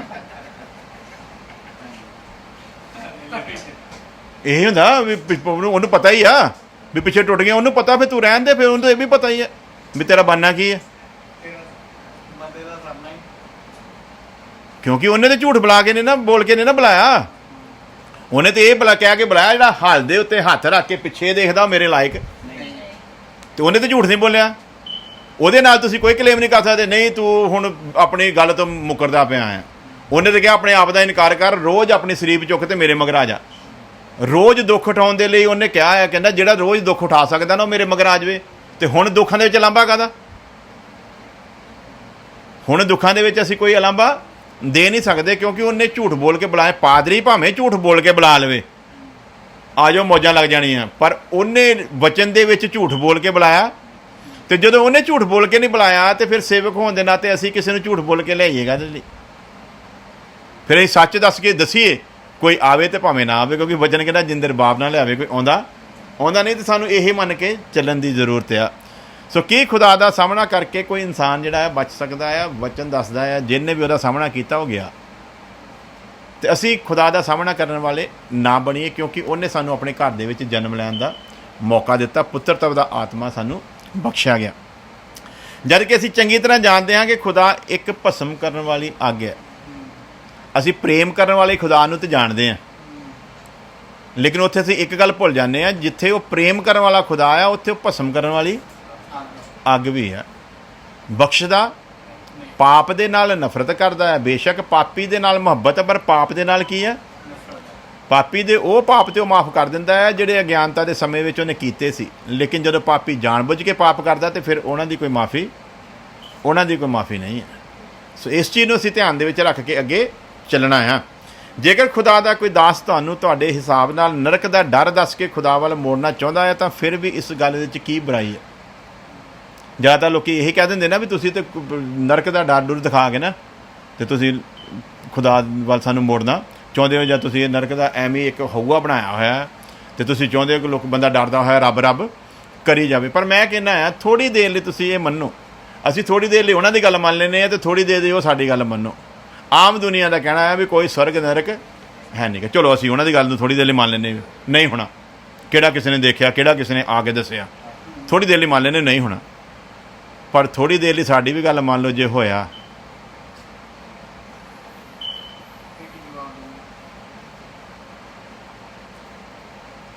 ਅਸੀਂ ਤਾਂ ਥੋੜ੍ਹੀ ਦੇਰ ਲਈ ਮੰਨਦੇ ਨੇ ਵੀ ਚਲੋ ਤੁਸੀਂ ਕਹਿੰਦੇ ਵੀ ਨਹੀਂ ਹੈਗਾ, ਚਲੋ ਮੰਨ ਲੈਂਦੇ ਨਹੀਂ, ਲੇਕਿਨ ਥੋੜ੍ਹੀ ਦੇਰ ਦੇ ਲਈ ਇਹ ਮੰਨ ਲਓ ਜੇ ਹੋਇਆ, ਥੋੜ੍ਹੀ ਦੇਰ ਲਈ ਮੰਨ ਲਈ ਹੈ। ਇੱਕ ਗਰਮ ਭਾਂਡਾ ਚੁੱਕੀ ਨਾ ਅਤੇ ਮਾੜਾ ਹੱਥ ਉਂਗਲੀ ਸੜੇ ਨਾ ਅਤੇ ਪਤਾ ਜਾਂਦਾ ਲੱਗ, ਚੀਕਾਂ ਨਿਕਲ ਆਉਂਦੀਆਂ, ਹੈ ਨਾ? ਇੱਕ ਬੰਦੇ ਨੂੰ ਅਗਰ ਜਲਾ ਕੇ ਮਾਰ ਵੀ ਦਿੱਤਾ ਜਾਵੇ ਅਤੇ ਵੱਧ ਤੋਂ ਵੱਧ ਉਹਦੀ ਪੀੜਾ ਕਿੰਨੀ ਦੇਰ ਦੀ ਹੋਊਗੀ? 100% ਸੜ ਜਾਵੇ, ਮਤਲਬ ਕਹਿੰਦਾ ਭਾਵ 5-7 ਮਿੰਟ ਸੜਨ ਨੂੰ ਲੱਗ ਗਏ, ਬਾਅਦ 'ਚ ਅੱਧੇ ਘੰਟੇ ਬਾਅਦ ਜਾਂਦਾ ਲੱਗਣਾ, ਘੰਟੇ ਦੀ ਪੀੜਾ। ਵਚਨ ਅਨੁਸਾਰ ਨਰਕ ਹੈਗਾ ਆ, ਤੇ ਇਹ ਉਹ ਪੀੜਾ ਆ ਜਿਹੜੀ ਇੱਕ ਦਿਨ ਨਹੀਂ, 2 ਦਿਨ ਨਹੀਂ, ਜਿਵੇਂ ਵਚਨ 'ਚ ਲਿਖਿਆ ਵੀ ਜਿਹੜਾ ਉਹਦੇ ਉੱਤੇ ਭਰੋਸਾ ਰੱਖਦਾ ਆ ਉਹ ਅਨੰਤ ਕਾਲ ਤੱਕ ਮੌਤ ਨੂੰ ਨਾ ਵੇਖੇਗਾ, ਯਾਨੀ ਕਿ ਉਹ ਹਮੇਸ਼ਾ ਦੀ ਜ਼ਿੰਦਗੀ ਦਾ ਵਾਰਸ ਹੋਊਗਾ, ਕਦੇ ਮਰੂਗਾ ਨਹੀਂ ਆਤਮਾ ਦੇ ਵਿੱਚ। ਉਸੇ ਤਰ੍ਹਾਂ ਜਿੱਦਾਂ ਧਰਮੀ ਜਨ ਨੇ ਆਤਮਾ ਦੇ ਵਿੱਚ ਕਦੇ ਉਹਦੀ ਮੌਤ ਨਹੀਂ ਹੋਣੀ, ਬਲਕਿ ਉਹਨੇ ਪਰਮੇਸ਼ਵਰ ਦੇ ਨਾਲ ਰਹਿਣਾ ਆ, ਉਸੇ ਤਰ੍ਹਾਂ ਨਰਕ ਦੇ ਵਿੱਚ ਇੱਕ ਦਿਨ 2 ਦਿਨ ਨਹੀਂ, ਲੱਖਾਂ ਕਰੋੜਾਂ ਸਾਲ, ਮਤਲਬ ਕਹਿੰਦਾ ਭਾਵ ਕੋਈ ਸਮੇਂ ਦਾ ਕੋਈ ਅੰਤ ਨਹੀਂ, ਜਿਹਦੇ ਵਿੱਚ ਤੁਹਾਡੀਆਂ ਸਿਰਫ ਔਰ ਸਿਰਫ ਚੀਕਾਂ ਨਿਕਲਣੀਆਂ।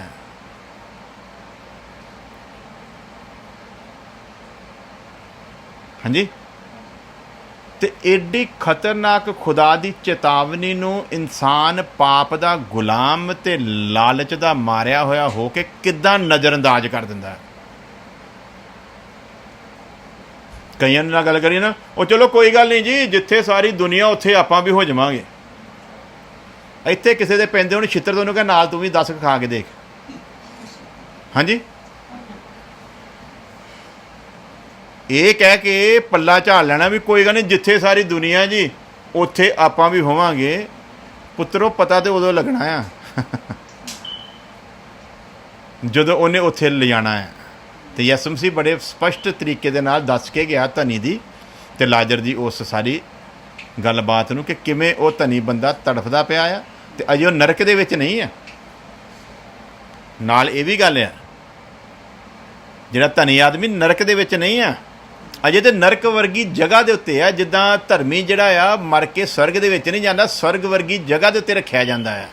ਨਿਆਂ ਦੇ ਦਿਨ ਪਰਮੇਸ਼ਵਰ ਹਿਸਾਬ ਕਰੂਗਾ ਤੇ ਫਿਰ ਧਰਮੀ ਨੂੰ ਸਵਰਗ ਦੇ ਵਿੱਚ ਤੇ ਦੁਸ਼ਟ ਨੂੰ ਨਰਕ ਦੀ ਅੱਗ ਦੇ ਵਿੱਚ ਸੁੱਟੂਗਾ। ਲੇਕਿਨ ਉਸ ਤੋਂ ਪਹਿਲਾਂ ਵੀ ਜਿੰਨੀ ਦੇਰ ਤੱਕ ਉਹ ਨਿਆਂ ਦੇ ਸਿਆਸਨ ਦੇ ਉੱਤੇ ਨਿਆਂ ਕਰਦਾ ਨਹੀਂ ਆ, ਓਨੀ ਦੇਰ ਤੱਕ ਦੁਸ਼ਟ ਦੁੱਖ ਦੇ ਵਿੱਚ ਆ ਤੇ ਧਰਮੀ ਫਿਰ ਵੀ ਸੁੱਖ ਦੇ ਵਿੱਚ ਆ। ਤੇ ਜੇ ਦੁਸ਼ਟ ਜਿਹੜਾ ਉਹ ਦੁੱਖ ਦੇ ਵਿੱਚ, ਧਨੀ ਦਾ ਇਹ ਹਾਲ ਆ ਕਿ ਕਹਿੰਦਾ ਵੀ ਇਹਨੂੰ ਕਿ ਆਪਣੀ ਉਂਗਲੀ ਦਾ ਇੱਕ ਪੋਟਾ ਹੀ ਭਿਉਂ ਕੇ ਨਾ ਤੇ ਮੇਰੀ ਜੀਭ ਨੂੰ ਲਾ ਤਾਂ ਕਿ ਮੈਨੂੰ ਸ਼ਾਂਤੀ ਮਿਲੇ।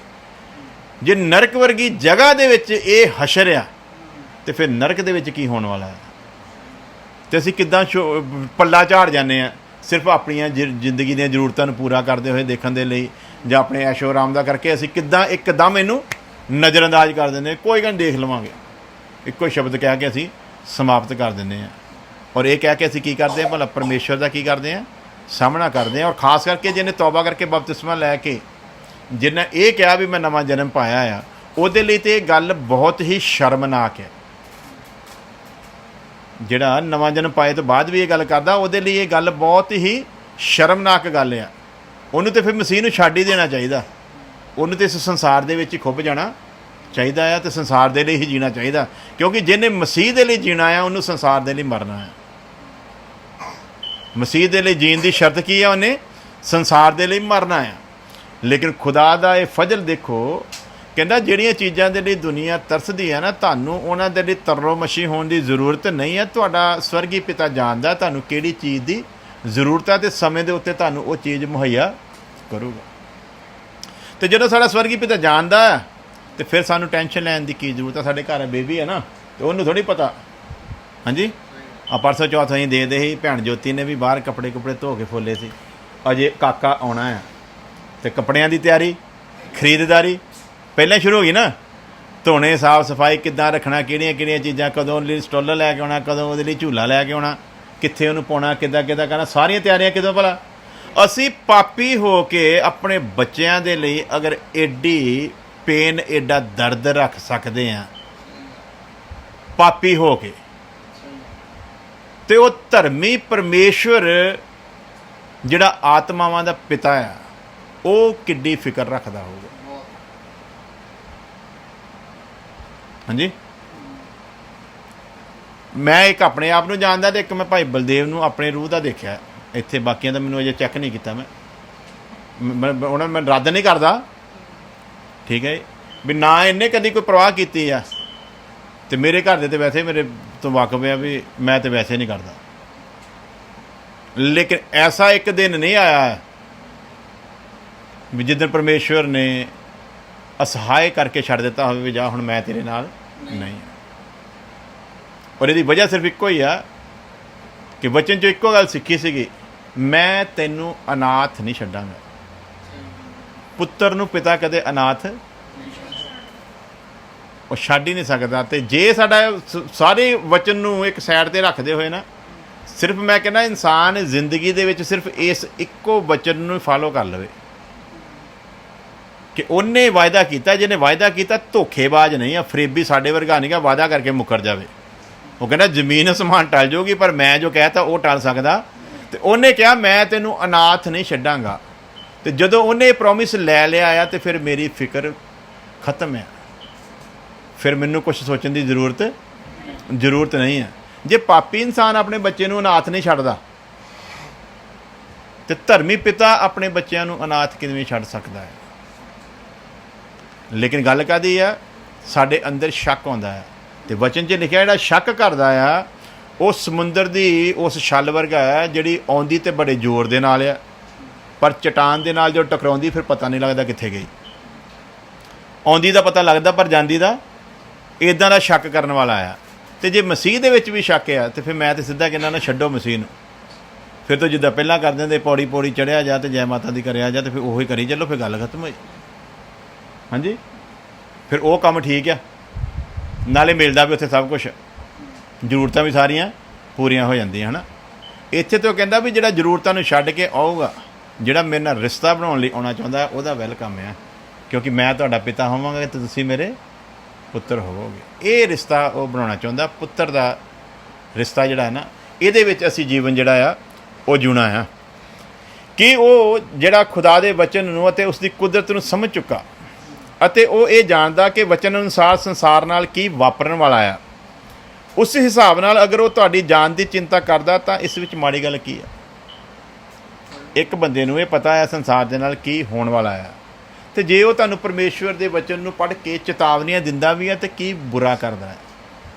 ਉਹ ਵੱਖਰੀ ਗੱਲ ਹੈ ਕਿ ਅਸੀਂ ਢੀਠ ਮਨ ਹੋ ਕੇ ਉਸ ਗੱਲ ਨੂੰ ਮੰਨਣ ਲਈ ਤਿਆਰ ਨਾ ਹੋਈਏ, ਪਰ ਅਗਲਾ ਕੀ ਸਮਝਦਾ ਆ ਵੀ ਖੁਦਾ ਨੇ ਮੇਰੀ ਇਹ ਜ਼ਿੰਮੇਵਾਰੀ ਲਾਈ ਹੈ ਕਿ ਮੈਂ ਜਾਨਾਂ ਦੀ ਕੀ ਕਰਾਂ, ਚਿੰਤਾ ਕਰਾਂ। ਚਿੰਤਾ ਕਿਉਂ ਕਰਦਾ? ਕਿਉਂਕਿ ਉਹਨੂੰ ਪਤਾ ਆ ਵੀ ਇਹਨਾਂ ਨੂੰ ਵਚਨ ਦਾ ਓਨਾ ਗਿਆਨ ਅਜੇ ਨਹੀਂ ਆ, ਉਹ ਰੌਸ਼ਨੀ ਇਹਨਾਂ ਉੱਤੇ ਅਜੇ ਨਹੀਂ ਚਮਕੀ ਜਿਹੜੀ ਮੇਰੇ ਉੱਤੇ ਚਮਕੀ ਆ। ਔਰ ਇਹ ਰੌਸ਼ਨੀ ਚਮਕਦੀ ਵੀ ਉਹਨਾਂ ਉੱਤੇ ਹੈ ਜਿਹੜੇ ਚਾਹੁੰਦੇ ਆ ਕਿ ਪਰਮੇਸ਼ਰ ਆਪਣੀ ਰੌਸ਼ਨੀ ਸਾਡੇ ਉੱਤੇ ਚਮਕਾਵੇ। ਨਹੀਂ ਤੇ ਉਹ ਆਪਣੀ ਰੌਸ਼ਨੀ ਨੂੰ ਏਡਾ ਵੀ ਸਸਤਾ ਕਰਕੇ ਰੱਖਦਾ ਨਹੀਂ ਆ ਵੀ ਐਰੇ ਗੈਰੇ ਤੇ ਚਮਕਾ ਦੇਵੇ। ਸੰਤ ਪਾਲੂਸ ਭਾਵੇਂ ਮਸੀਹੀ ਲੋਕਾਂ ਦਾ ਕਾਤਲ ਆ, ਲੇਕਿਨ ਪਰਮੇਸ਼ਰ ਉਹਦੇ ਅੰਦਰ ਦੇ ਮਨੁੱਖ ਨੂੰ ਜਾਣਦਾ ਆ ਕਿ ਉਹ ਇਹ ਸਭ ਕੁਛ ਕਾਹਦੇ ਵਿੱਚ ਕਰਦਾ ਪਿਆ, ਗਿਆਨਤਾ ਦੇ ਵਿੱਚ ਕਰਦਾ ਆ। ਉਹ ਵਿਵਸਥਾ ਦੇ ਯੁੱਗ ਦੇ ਪਰਮੇਸ਼ਵਰ ਦੇ ਹਿਸਾਬ ਦੇ ਨਾਲ ਚੱਲਦਾ ਆ ਤੇ ਵਿਵਸਥਾ ਦੇ ਤਰੀਕੇ ਦੇ ਨਾਲ ਪੂਰਾ ਆ। ਤੇ ਉਹ ਇਹ ਸਮਝਦਾ ਵੀ ਉਹ ਜਿਹੜਾ ਮਸੀਹ ਨੂੰ ਅਸੀਂ ਇੰਤਜ਼ਾਰ ਕਰਦੇ ਹਾਂ ਨਾ ਵਚਨ ਦੇ ਅਨੁਸਾਰ, ਇਹ ਉਹ ਮਸੀਹ ਨਹੀਂ ਆ, ਤੇ ਇਹ ਸਾਡੇ ਉਸ ਮਸੀਹ ਦੀ ਤੁਲਨਾ ਇਸ ਮਸੀਹ ਨਾਲ ਕਰਕੇ ਸਾਡੇ ਮਸੀਹ ਦੀ ਬੇਇੱਜ਼ਤੀ ਕਰਦੇ ਆ। ਤੇ ਪਰਮੇਸ਼ਵਰ ਉਹਦੇ ਅੰਦਰ ਦੀ ਭਾਵਨਾ ਨੂੰ ਕੀ ਸਮਝਦਾ, ਜਾਣਦਾ ਆ। ਇਸ ਕਰਕੇ ਪਰਮੇਸ਼ਵਰ ਕੋਲ ਆਉਂਦਾ ਆ ਤੇ ਉਹਦੀਆਂ ਅੱਖਾਂ ਨੂੰ ਖੋਲ੍ਹਦਾ ਆ ਤੇ ਉਹਨੂੰ ਸਮਝਾਉਂਦਾ ਆ ਜੋ ਤੂੰ ਕਰ ਰਿਹਾ ਉਹ ਠੀਕ ਨਹੀਂ ਆ। ਵਚਨ ਦਾ ਤੇ ਤੈਨੂੰ ਬੜਾ ਗਿਆਨ ਸੀ, ਪਰ ਤੂੰ ਭੁੱਲ ਗਿਆ ਮੇਰਾ ਆਉਣਾ ਇਸ ਤਰੀਕੇ ਦਾ ਵੀ ਸੀ। ਤੇ ਫਿਰ ਉਹੋ ਹੀ ਪਲੂਸ ਹੈ ਨਾ ਜਿਹੜਾ ਕਹਿੰਦਾ ਮਸੀਹ ਦੇ ਦੁੱਖਾਂ ਦੇ ਦਾਗਾਂ ਨੂੰ ਆਪਣੀ ਸਰੀਰ ਦੇ ਉੱਤੇ ਲਈ ਫਿਰਦਾ ਹੈ। ਸੋ ਪਿਆਰੇ ਜੀ, ਜੋ ਅਸੀਂ ਦੇਖਦੇ ਹਾਂ ਅੱਗੇ ਵਚਨ ਦੇ ਵਿੱਚ ਪੜ੍ਹਾਂਗੇ ਆਇਤ ਨਿਰਗਮਨ ਕੂਚ ਦੀ ਕਿਤਾਬ ਐਕਸੋਡਸ, ਉਹਦਾ 21 ਅਧਿਆਏ, ਉਹਦੀ 4 ਆਇਤ। ਜਿਹੜਾ ਮੇਨ ਅਸੀਂ ਹੁਣ ਜਿਹੜਾ ਨਾ ਅਜੇ ਗਰਾਊਂਡ ਹੀ ਬਣਦੀ ਪਈ ਸੀ, ਤੀਜਾ ਹਫ਼ਤਾ ਸ਼ੁਰੂ ਹੋ ਗਿਆ। ਹੁਣ ਅਸੀਂ ਵੱਧਦੇ ਹਾਂ ਉਸ ਗੱਲ ਵੱਲ ਜਿਹਦੀ ਗਰਾਊਂਡ ਆਤਮਾ ਬਣਾ ਰਿਹਾ ਸੀ। ਕੂਚ ਦੀ ਕਿਤਾਬ 21 ਅਧਿਆਏ, ਉਹਦੀ 4 ਆਇਤ। ਪੰਜਾਬੀ ਦੇ ਵਿੱਚ ਜੇ ਮਿਲ ਗਈ ਤਾਂ ਪੜ੍ਹੋ, ਹਿੰਦੀ 'ਚ ਮੈਂ ਪੜ੍ਹ ਦੇਣਾ। यदि उसके स्वामी ने उसको पत्नी दी हो और उससे उसके बेटा या बेटी उत्पन्न हुई हो, तो उसकी पत्नी और बालक उसके स्वामी के ही रहें और वह अकेला चला जाए। अगर कोई गुलाम आ और गुलामी की हालत दे विच उहदे मालक ने उहनूं एक औरत विआह करन दे लई दे दित्ती है, बेशक उस मर्द की वो औरत कहाउंदी आ, बावजूद इहदे वो औरत ਗੁਲਾਮ ਨੂੰ ਦਿੱਤੀ ਉਹਦੇ ਸਵਾਮੀ ਨੇ ਆ। ਅਗਰ ਕੱਲ੍ਹ ਨੂੰ ਉਹ ਗੁਲਾਮ ਆਪਣੀ ਗੁਲਾਮੀ ਦੀਆਂ ਸਾਰੀਆਂ ਸ਼ਰਤਾਂ ਨੂੰ ਪੂਰਾ ਕਰਕੇ ਤੇ ਜਦੋਂ ਸਮੇਂ ਠਹਿਰਾਏ ਹੋਏ ਸਮੇਂ ਦੇ ਉੱਤੇ ਉਹ ਆਪਣੇ ਮਾਲਕ ਤੋਂ ਅਲੱਗ ਹੋ ਕੇ ਕਿਤੇ ਜਾਣਾ ਚਾਹੁੰਦਾ ਆ, ਗੁਲਾਮ ਜਾ ਸਕਦਾ ਆ, ਲੇਕਿਨ ਉਹ ਇਹ ਦਾਅਵਾ ਨਹੀਂ ਕਰ ਸਕਦਾ ਕਿ ਮੈਂ ਆਪਣੀ ਪਤਨੀ ਤੇ ਉਸ ਤੋਂ ਪੈਦਾ ਹੋਏ ਇਸ ਬੱਚੇ ਨੂੰ ਵੀ ਲੈ ਕੇ ਜਾਣਾ ਆ।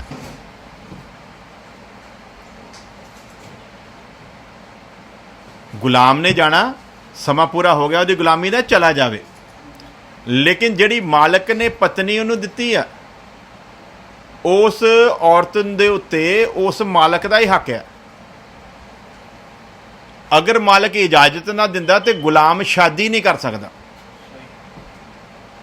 ਇਸ ਲਈ ਇਹ ਉਹਦੇ ਉੱਤੇ ਭਲਾਈ ਕੀਤੀ ਆ ਮਾਲਕ ਨੇ ਕਿ ਉਹਨੂੰ ਇੱਕ ਔਰਤ ਉਹਦੇ ਹਵਾਲੇ ਕੀਤੀ ਆ, ਉਸ ਔਰਤ ਤੋਂ ਬੱਚਾ ਵੀ ਪੈਦਾ ਹੋਇਆ ਆ। ਉਹਨਾਂ ਦੋਨਾਂ ਉੱਤੇ ਹੱਕ ਕਿਹਦਾ ਆ ਭਲਾ? ਹੱਕ ਉਹਦੇ ਮਾਲਕ ਦਾ ਆ। ਗੁਲਾਮ ਜਾਣਾ ਚਾਹਵੇ ਤੇ ਜਾਵੇ, ਲੇਕਿਨ ਉਹ ਬੱਚਾ ਤੇ ਔਰਤ ਜਿਹੜੀ ਆ ਉਹਦਾ ਪੂਰਾ ਹੱਕ ਜਿਹੜਾ ਆ ਉਹ ਮਾਲਕ ਦਾ ਹੀ ਆ, ਕਿਉਂਕਿ ਉਹ ਦੋਨੇ ਉਹਦੇ ਗੁਲਾਮ ਆ। ਤੇ ਗੁਲਾਮੀ ਦੇ ਆਤਮਾ ਦੀ ਉਸ ਗੱਲ ਨੂੰ ਸਮਝਣ ਦੇ ਲਈ ਅਸੀਂ ਇਸ ਜਗ੍ਹਾ ਤੋਂ ਹੁਣ ਚੁੱਕਦੇ ਹਾਂ ਪੁਆਇੰਟਾਂ ਨੂੰ। ਜੇ ਤੁਸੀਂ ਇਹਦੀ ਗਰਾਊਂਡ ਨੂੰ ਸਮਝੋਗੇ ਫਿਰ ਤੁਹਾਨੂੰ ਵਚਨ ਅੱਗੇ ਜਾ ਕੇ ਸਮਝ ਆਉਣਾ ਆ। ਜੇ ਗਰਾਊਂਡ ਨਾ ਸਮਝੀ ਫਿਰ ਵਚਨ ਨਹੀਂ ਸਮਝ ਆਉਣਾ, ਫਿਰ ਮੇਰਾ ਸੁਣਾਉਣਾ ਵੀ ਬੇਕਾਰ ਹੋ ਜਾਣਾ। ਇੱਕ ਇੱਕ ਗੱਲ ਨੂੰ ਆਪਣੇ ਪੱਲੇ ਬੰਨੀ ਜਾਈਓ, ਪਹਿਲਾਂ ਸਮਝੋ। ਇੱਕ ਮਾਲਕ ਆ, ਔਰਤ ਵੀ ਉਸ ਮਾਲਕ ਦੀ ਗੁਲਾਮ ਆ ਤੇ ਮਰਦ ਵੀ ਉਸ ਮਾਲਕ ਦਾ ਗੁਲਾਮ ਆ। ਮਾਲਕ ਨੇ ਮਰਦ ਨੂੰ ਪਰਮਿਸ਼ਨ ਦੇ ਦਿੱਤੀ ਆ ਕਿ ਤੂੰ ਇਸ ਔਰਤ ਦੇ ਨਾਲ ਸ਼ਾਦੀ ਕਰ ਸਕਦਾ ਹੈ। ਸ਼ਾਦੀ ਵੀ ਦੋਨਾਂ ਦੀ ਹੋ ਗਈ ਹੈ, ਲੇਕਿਨ ਮਾਲਿਕਾਨਾ ਹੱਕ ਜਿਹੜਾ ਆ ਔਰਤ ਦੇ ਉੱਤੇ ਫਿਰ ਵੀ ਮਾਲਕ ਦਾ ਹੀ ਆ। ਅਗਰ ਉਹਨਾਂ ਤੋਂ ਕੋਈ ਔਲਾਦ ਪੈਦਾ ਹੁੰਦੀ ਆ ਤੇ ਉਹਨਾਂ ਉੱਤੇ ਵੀ ਹੱਕ ਕਿਹਦਾ ਆ? ਮਾਲਕ ਦਾ ਹੀ ਆ।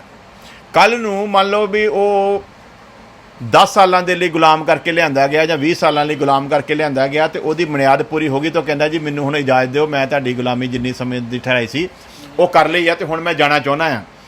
ਉਹ ਜਾ ਸਕਦਾ ਆ, ਲੇਕਿਨ ਉਸ ਔਰਤ ਨੂੰ ਤੇ ਉਸ ਬੱਚੇ ਨੂੰ ਲੈ ਕੇ ਨਹੀਂ ਜਾ ਸਕਦਾ। ਹੁਣ ਮਾਲਕ ਦੀ ਆਪਣੀ ਮਰਜ਼ੀ ਆ, ਮਾਲਕ ਆਪਣੀ ਮਰਜ਼ੀ ਦੇ ਨਾਲ ਉਹਨਾਂ ਨੂੰ ਦੇ ਦੇਵੇ ਤੇ ਅਲੱਗ ਗੱਲ ਆ, ਪਰ ਉਹ ਆਪਣੇ ਉਸ ਔਰਤ ਦੇ ਉੱਤੇ ਤੇ ਉਸ ਬੱਚੇ ਦੇ ਉੱਤੇ ਦਾਅਵਾ ਕਰ ਸਕਦਾ ਨਹੀਂ ਆ, ਕਿਉਂਕਿ ਉਹ ਬੱਚਾ ਮਾਲਕ ਦੇ ਲਈ ਪੈਦਾ ਹੋਇਆ। ਲੇਕਿਨ ਉਹ ਜਿਹੜਾ ਬੱਚਾ ਪੈਦਾ ਉਹ ਗੁਲਾਮੀ ਦੇ ਆਤਮਾ ਤੋਂ ਹੀ ਹੈ। ਕਿਤੋਂ ਪੈਦਾ ਹੋਇਆ ਭਲਾ? ਕਿਉਂਕਿ ਗੁਲਾਮ ਨੌਕਰ ਜਿਹੜਾ ਨਾ, ਗੁਲਾਮ ਦਾ ਜਿਹੜਾ ਅੰਸ਼ ਆ ਉਹਦੇ ਅੰਦਰ, ਇਸ ਲਈ ਹੁਣ ਕੀ ਹੈ ਭਲਾ? ਉਹ ਗੁਲਾਮ ਦਾ ਅੰਸ਼ ਆ ਤੇ ਇਹ ਜਿਹੜਾ ਹੈਗਾ ਆ, ਜਿਵੇਂ ਲਿਖਿਆ ਵੀ ਤੁਹਾਨੂੰ ਪੁੱਤਰਤਵ ਦਾ ਆਤਮਾ ਦਿੱਤਾ ਗਿਆ, ਗੁਲਾਮੀ ਦਾ ਦਾਸਤਵ ਦਾ ਨਹੀਂ। ਹੁਣ ਇਹ ਦਾਸਤਵ ਦੇ ਆਤਮਾ ਤੋਂ ਪੈਦਾ ਹੋਇਆ ਆ ਤੇ ਇੱਕ ਹੋਇਆ ਆ ਪੁੱਤਰਤਵ ਦੇ ਆਤਮਾ ਤੋਂ। ਸੇਮ ਸਮੇਂ ਦੇ ਵਿੱਚ ਬਾਦਸ਼ਾਹ ਦੇ ਘਰ, ਮਾਲਕ ਦੇ ਘਰ ਵੀ ਉਹਦੀ ਪਤਨੀ ਤੋਂ ਇੱਕ ਬੱਚਾ ਪੈਦਾ ਹੋਇਆ। ਉਹ ਜਿਹੜਾ ਪਤਨੀ ਤੋਂ ਪੈਦਾ ਹੋਇਆ ਆ ਤੇ ਇਹ ਜਿਹੜਾ ਗੁਲਾਮੀ ਤੋਂ ਪੈਦਾ ਹੋਇਆ ਆ, ਇਹਨਾਂ ਦੋਨਾਂ ਦੇ ਵਿੱਚ ਜ਼ਮੀਨ ਅਸਮਾਨ ਦਾ ਫਰਕ। ਹੱਕ ਦੋਨਾਂ ਦੇ ਉੱਤੇ ਮਾਲਕ ਦਾ ਹੀ ਆ, ਲੇਕਿਨ ਜਿਹੜਾ ਗੁਲਾਮ ਔਰਤ ਤੇ ਮਰਦ ਤੋਂ ਪੈਦਾ ਹੋਇਆ ਆ, ਇਹ ਉਹਨਾਂ ਅਧਿਕਾਰਾਂ ਨੂੰ ਪ੍ਰਾਪਤ ਨਹੀਂ ਹੋ ਸਕਦਾ ਜਿਨ੍ਹਾਂ ਅਧਿਕਾਰਾਂ ਨੂੰ ਉਸੇ ਸਮੇਂ ਪੈਦਾ ਹੋਏ ਮਾਲਕ ਦੀ ਆਪਣੀ ਪਤਨੀ ਤੋਂ ਪ੍ਰਾਪਤ ਹੋਏ ਬੱਚੇ ਦਾ। ਇੱਕ ਦਾਸਤਵ ਤੋਂ ਆ ਤੇ ਇੱਕ ਪੁੱਤਰਤਵ ਤੋਂ। ਹੁਣ ਜਿਹੜਾ ਪੁੱਤਰ ਆ ਉਹ ਜਿਵੇਂ ਜਿਵੇਂ ਵੱਡਾ ਹੋਵੇਗਾ, ਨੰਬਰ 1 ਤੇ ਪੁੱਤਰ ਆਪਣੇ ਬਾਪ ਦੇ ਬੈੱਡ ਦੇ ਉੱਤੇ ਬਾਪ ਦੇ ਨਾਲ ਸੌਵੇਗਾ। ਬਾਪ ਦੇ ਘਰ ਪੈਦਾ ਹੋਣ ਦੇ ਕਾਰਨ ਬਾਪ ਦੀ ਪੂਰੀ ਰਿਆਸਤ ਦਾ ਮਾਲਿਕਾਨਾ ਹੱਕ ਕੁਦਰਤੀ ਹੈ। ਉਹਨੂੰ ਇਸ ਹੱਕ ਨੂੰ ਹਾਸਲ ਕਰਨ ਦੀ ਜ਼ਰੂਰਤ ਨਹੀਂ, ਬਲਕਿ ਕੀ ਹੈ ਭਲਾ? ਉਹ ਸਾਰਾ ਉਹਦੇ ਕਿਉਂਕਿ ਉਹਨੇ ਉਹਦੇ ਘਰ ਦੇ ਵਿੱਚ ਜਨਮ ਲਿਆ ਆ, ਉਹਦੇ ਤੋਂ ਜਨਮ ਲਿਆ ਆ। ਇਸ ਲਈ ਹੁਣ ਸਾਰਾ ਅਧਿਕਾਰ ਕੀ ਹੈ ਭਲਾ? ਬਾਪ ਦੇ ਹਰ ਚੀਜ਼ ਦੇ ਉੱਤੇ ਪੁੱਤਰ ਦਾ ਪੂਰਾ ਅਧਿਕਾਰ ਆ। ਜਦੋਂ ਮਾਲਕ ਦਾ ਇਹ ਪੁੱਤਰ ਵੱਡਾ ਹੋਵੇਗਾ, ਉਸੇ ਸਮੇਂ ਦੇ ਅਨੁਸਾਰ ਗੁਲਾਮ ਦਾ ਪੁੱਤਰ ਵੀ ਵੱਡਾ ਹੁੰਦਾ ਜਾਂਦਾ ਹੈ। ਫਰਕ ਕੀ ਆ? ਅੱਜ ਮਸੀਹੀ ਲੋਕਾਂ ਨੂੰ ਇਹ ਸਮਝਣ ਦੀ ਬਹੁਤ ਜ਼ਰੂਰਤ ਆ। ਗੁਲਾਮੀ ਦੇ ਆਤਮਾ ਤੇ ਪੁੱਤਰਤਵ ਦੇ ਆਤਮਾ ਦੇ ਵਿੱਚ ਜਿਹੜਾ ਫਰਕ ਆ ਉਹਨੂੰ ਸਮਝਣ ਆਇਆ ਸੀ। ਸੋ ਇਹਨੂੰ ਸਮਝਣ ਦੇ ਲਈ ਪਹਿਲਾਂ ਅਸੀਂ ਇੱਕ ਆਇਤ ਪੜ੍ਹ ਲੈਂਦੇ ਹਾਂ। ਰੋਮੀਓ ਦਾ ਖੱਤ ਉਹਦਾ 8 ਅਧਿਆਏ ਉਹਦੀ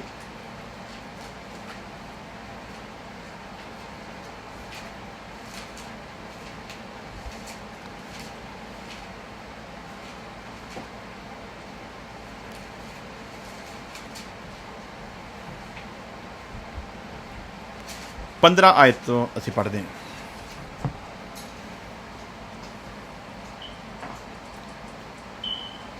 क्योंकि तुमको दास्तव की आत्मा नहीं मिली, बचन की दसना चाहता थानू दास्तव दा आत्मा नहीं मिलिया कि फिर भयभीत हो, तू डरे क्योंकि तेनू डरन की जरूरत नहीं आ। इसलिए जरूरत नहीं है क्योंकि तेनू दास्तव दा गुलामी दा आत्मा नहीं मिलिया, परंतु लेपालकपन की आत्मा मिली है, जिससे हम हे अब्बा हे पिता कहकर पुकारते हैं। जिन्नू ते पुत्रत्व दा आत्मा प्राप्त होया आ, उन्नू ये अधिकार मिलिया आ कि वो परमेश्वर नू पिता हे अब्बा कह के पुकार सके। ਹੁਣ ਪਿਛਲੇ ਦਿਨਾਂ ਦੇ ਵਿੱਚ ਇੱਕ ਸਾਡੇ ਪੰਡਿਤ ਭਾਈ ਆ, ਉਹ ਚਲਾਉਂਦੇ ਆ ਪ੍ਰੋਗਰਾਮ ਤੇ ਉਹ ਵੀ ਇਦਾਂ ਕਰਦੇ ਆ ਸਵਾਲਾਤ, ਤੇ ਉਹਨਾਂ ਦੇ ਨਾਲ ਇੱਕ ਬੱਚੇ ਨੇ ਸਵਾਲ ਕੀਤਾ ਆ, ਤੇ ਉਹ ਬੱਚਾ ਦੱਸ ਰਿਹਾ ਸੀਗਾ ਵੀ ਕਰਮ ਜਿਹੜਾ ਆ ਉਹ ਅਹਿਮ ਰੱਖਦਾ, ਤੁਸੀਂ ਧਰਮ ਦਾ ਐਵੇਂ ਰੌਲਾ ਪਾਈ ਜਾਂਦੇ ਆ, ਤੇ ਉਹਨਾਂ ਦੇ ਫਿਰ ਆਪਸ ਵਿੱਚ ਵਾਰਤਾਲਾਪ ਹੁੰਦੀ ਆ, ਤੇ ਐਂਡ ਤੇ ਜਾ ਕੇ ਉਹ ਇਸ ਪਾਸੇ ਨੂੰ ਲਿਆਉਂਦਾ ਵੀ ਤੂੰ ਕ੍ਰਿਸਚੈਨਿਟੀ ਦੇ ਬਾਰੇ ਤੈਨੂੰ ਕੋਈ ਨੌਲੇਜ ਹੈਗੀ ਆ। ਉਹ ਕਹਿੰਦਾ ਨਹੀਂ, ਫਿਰ ਕਹਿੰਦਾ ਤੂੰ ਧਰਮ ਬਾਰੇ ਕੀ ਸਿੱਖਣਾ ਚਾਹੁੰਦਾ, ਤੇ ਐਂਡ ਤੇ ਜਾ ਕੇ ਉਹਨੂੰ ਕਹਿੰਦਾ ਵੀ ਬਾਈਬਲ ਜਿਹੜੀ ਉਹ ਕੀ ਕਹਿੰਦੀ ਹੈ ਵੀ ਯਿਸੂ ਮਸੀਹ ਕੌਣ ਹੈ। ਉਹ ਕਹਿੰਦਾ ਜੀ ਮੈਨੂੰ ਪਤਾ ਨਹੀਂ। ਕਹਿੰਦਾ ਜੀ ਬਾਈਬਲ ਕਹਿੰਦੀ ਹੈ ਵੀ ਯਿਸੂ ਮਸੀਹ ਪਰਮੇਸ਼ਵਰ ਦਾ ਪੁੱਤਰ ਆ। ਤੇ ਫਿਰ ਉਹ ਸਾਰੀ ਸੰਗਤ ਨੇ ਸਵਾਲ ਕਰਦਾ, ਹੁਣ ਕਹਿੰਦਾ ਤੁਸੀਂ ਦੱਸੋ ਤੁਸੀਂ ਕੀ ਹੋ, ਤੁਸੀਂ ਪਰਮੇਸ਼ਵਰ ਦੇ ਪੁੱਤਰ ਨਹੀਂ? ਤੁਸੀਂ ਵੀ ਤੇ ਪਰਮੇਸ਼ਵਰ ਦੇ ਪੁੱਤਰ ਹੋ। ਤੇ ਹੁਣ ਉਹਨੂੰ ਬੱਚੇ ਨੂੰ ਪਤਾ ਨਹੀਂ, ਤੇ ਹੁਣ ਸਾਡੇ ਵਰਗਾ ਬੈਠਾ ਹੁੰਦਾ ਤੇ ਫਿਰ ਦੱਸਣਾ ਸੀਗਾ ਵੀ ਪਰਮੇਸ਼ਵਰ ਦੇ ਪੁੱਤਰ ਦਾ ਹੱਕ ਕਿਹਨੂੰ ਆ। ਜਦੋਂ ਪਾਪ ਦੀ ਗੁਲਾਮੀ ਦੇ ਵਿੱਚ ਪਾਪ ਪੈਦਾ ਕਰ ਰਿਹਾ ਨਾ, ਉਦੋਂ ਗੁਲਾਮ ਪੈਦਾ ਹੋ ਰਹੇ, ਪੁੱਤਰ ਪੈਦਾ ਨਹੀਂ ਹੋ ਰਹੇ। ਇਹ ਸੰਸਾਰ ਕਿਹਦੀ ਸੰਤਾਨ ਹੈ ਭਲਾ? ਇਹ ਗੁਲਾਮੀ ਦੀ ਸੰਤਾਨ ਹੈ, ਗੁਲਾਮੀ ਦਾਸਤਵ ਦੇ ਆਤਮਾ ਦੀ।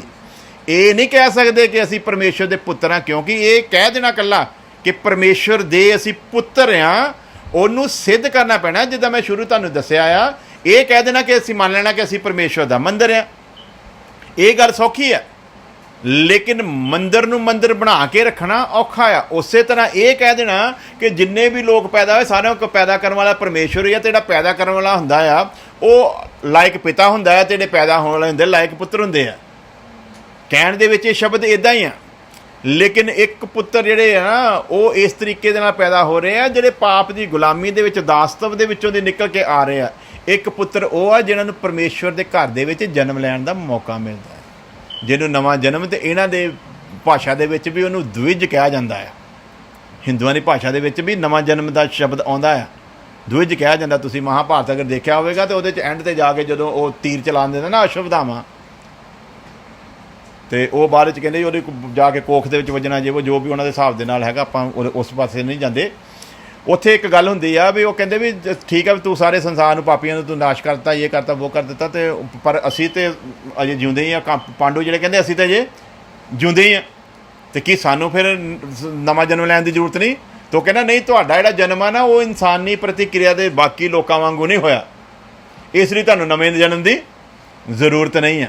ਯਾਨੀ ਕੋਈ ਦੱਸਣਾ ਚਾਹੁੰਦਾ ਤੁਹਾਡਾ ਜਨਮ ਜਿਹੜਾ ਨਾ ਦੁਨੀਆ ਦੀ ਰੀਤ ਤੋਂ ਅਲੱਗ ਤਰੀਕੇ ਦੇ ਨਾਲ ਹੋਇਆ, ਇਸ ਕਰਕੇ ਤੁਹਾਨੂੰ ਨਵੇਂ ਜਨਮ ਦੀ ਜ਼ਰੂਰਤ ਨਹੀਂ ਆ, ਬਾਕੀਆਂ ਨੂੰ ਜ਼ਰੂਰਤ ਆ। ਸੋ ਪਿਆਰੇ, ਜਦੋਂ ਅਸੀਂ ਦੇਖਦੇ ਹਾਂ ਵਚਨ ਦੇ ਅਨੁਸਾਰ ਵੀ ਕਦੀ ਕੋਈ ਹਿੰਦੂ ਕਹਿੰਦਾ ਨਵਾਂ ਜਨਮ ਨਹੀਂ ਹੁੰਦਾ, ਤਾਂ ਉਹਨੂੰ ਦੱਸ ਦੇਣਾ ਤੁਹਾਡੇ ਸ਼ਾਸਤਰ ਦੱਸਦੇ ਕਿ ਨਵਾਂ ਜਨਮ ਹੁੰਦਾ ਆ,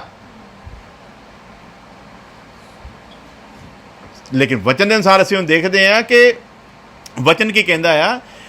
ਜਿਵੇਂ ਪੰਡਿਤ ਜੀ ਦੱਸ ਰਹੇ ਸੀਗੇ, ਇਹ ਕਹਿ ਦੇਣਾ ਵੀ ਅਸੀਂ ਸਾਰੇ ਪਰਮੇਸ਼ਰ ਦੇ ਪੁੱਤਰ ਹਾਂ, ਇਹ ਸੌਖਾ ਆ।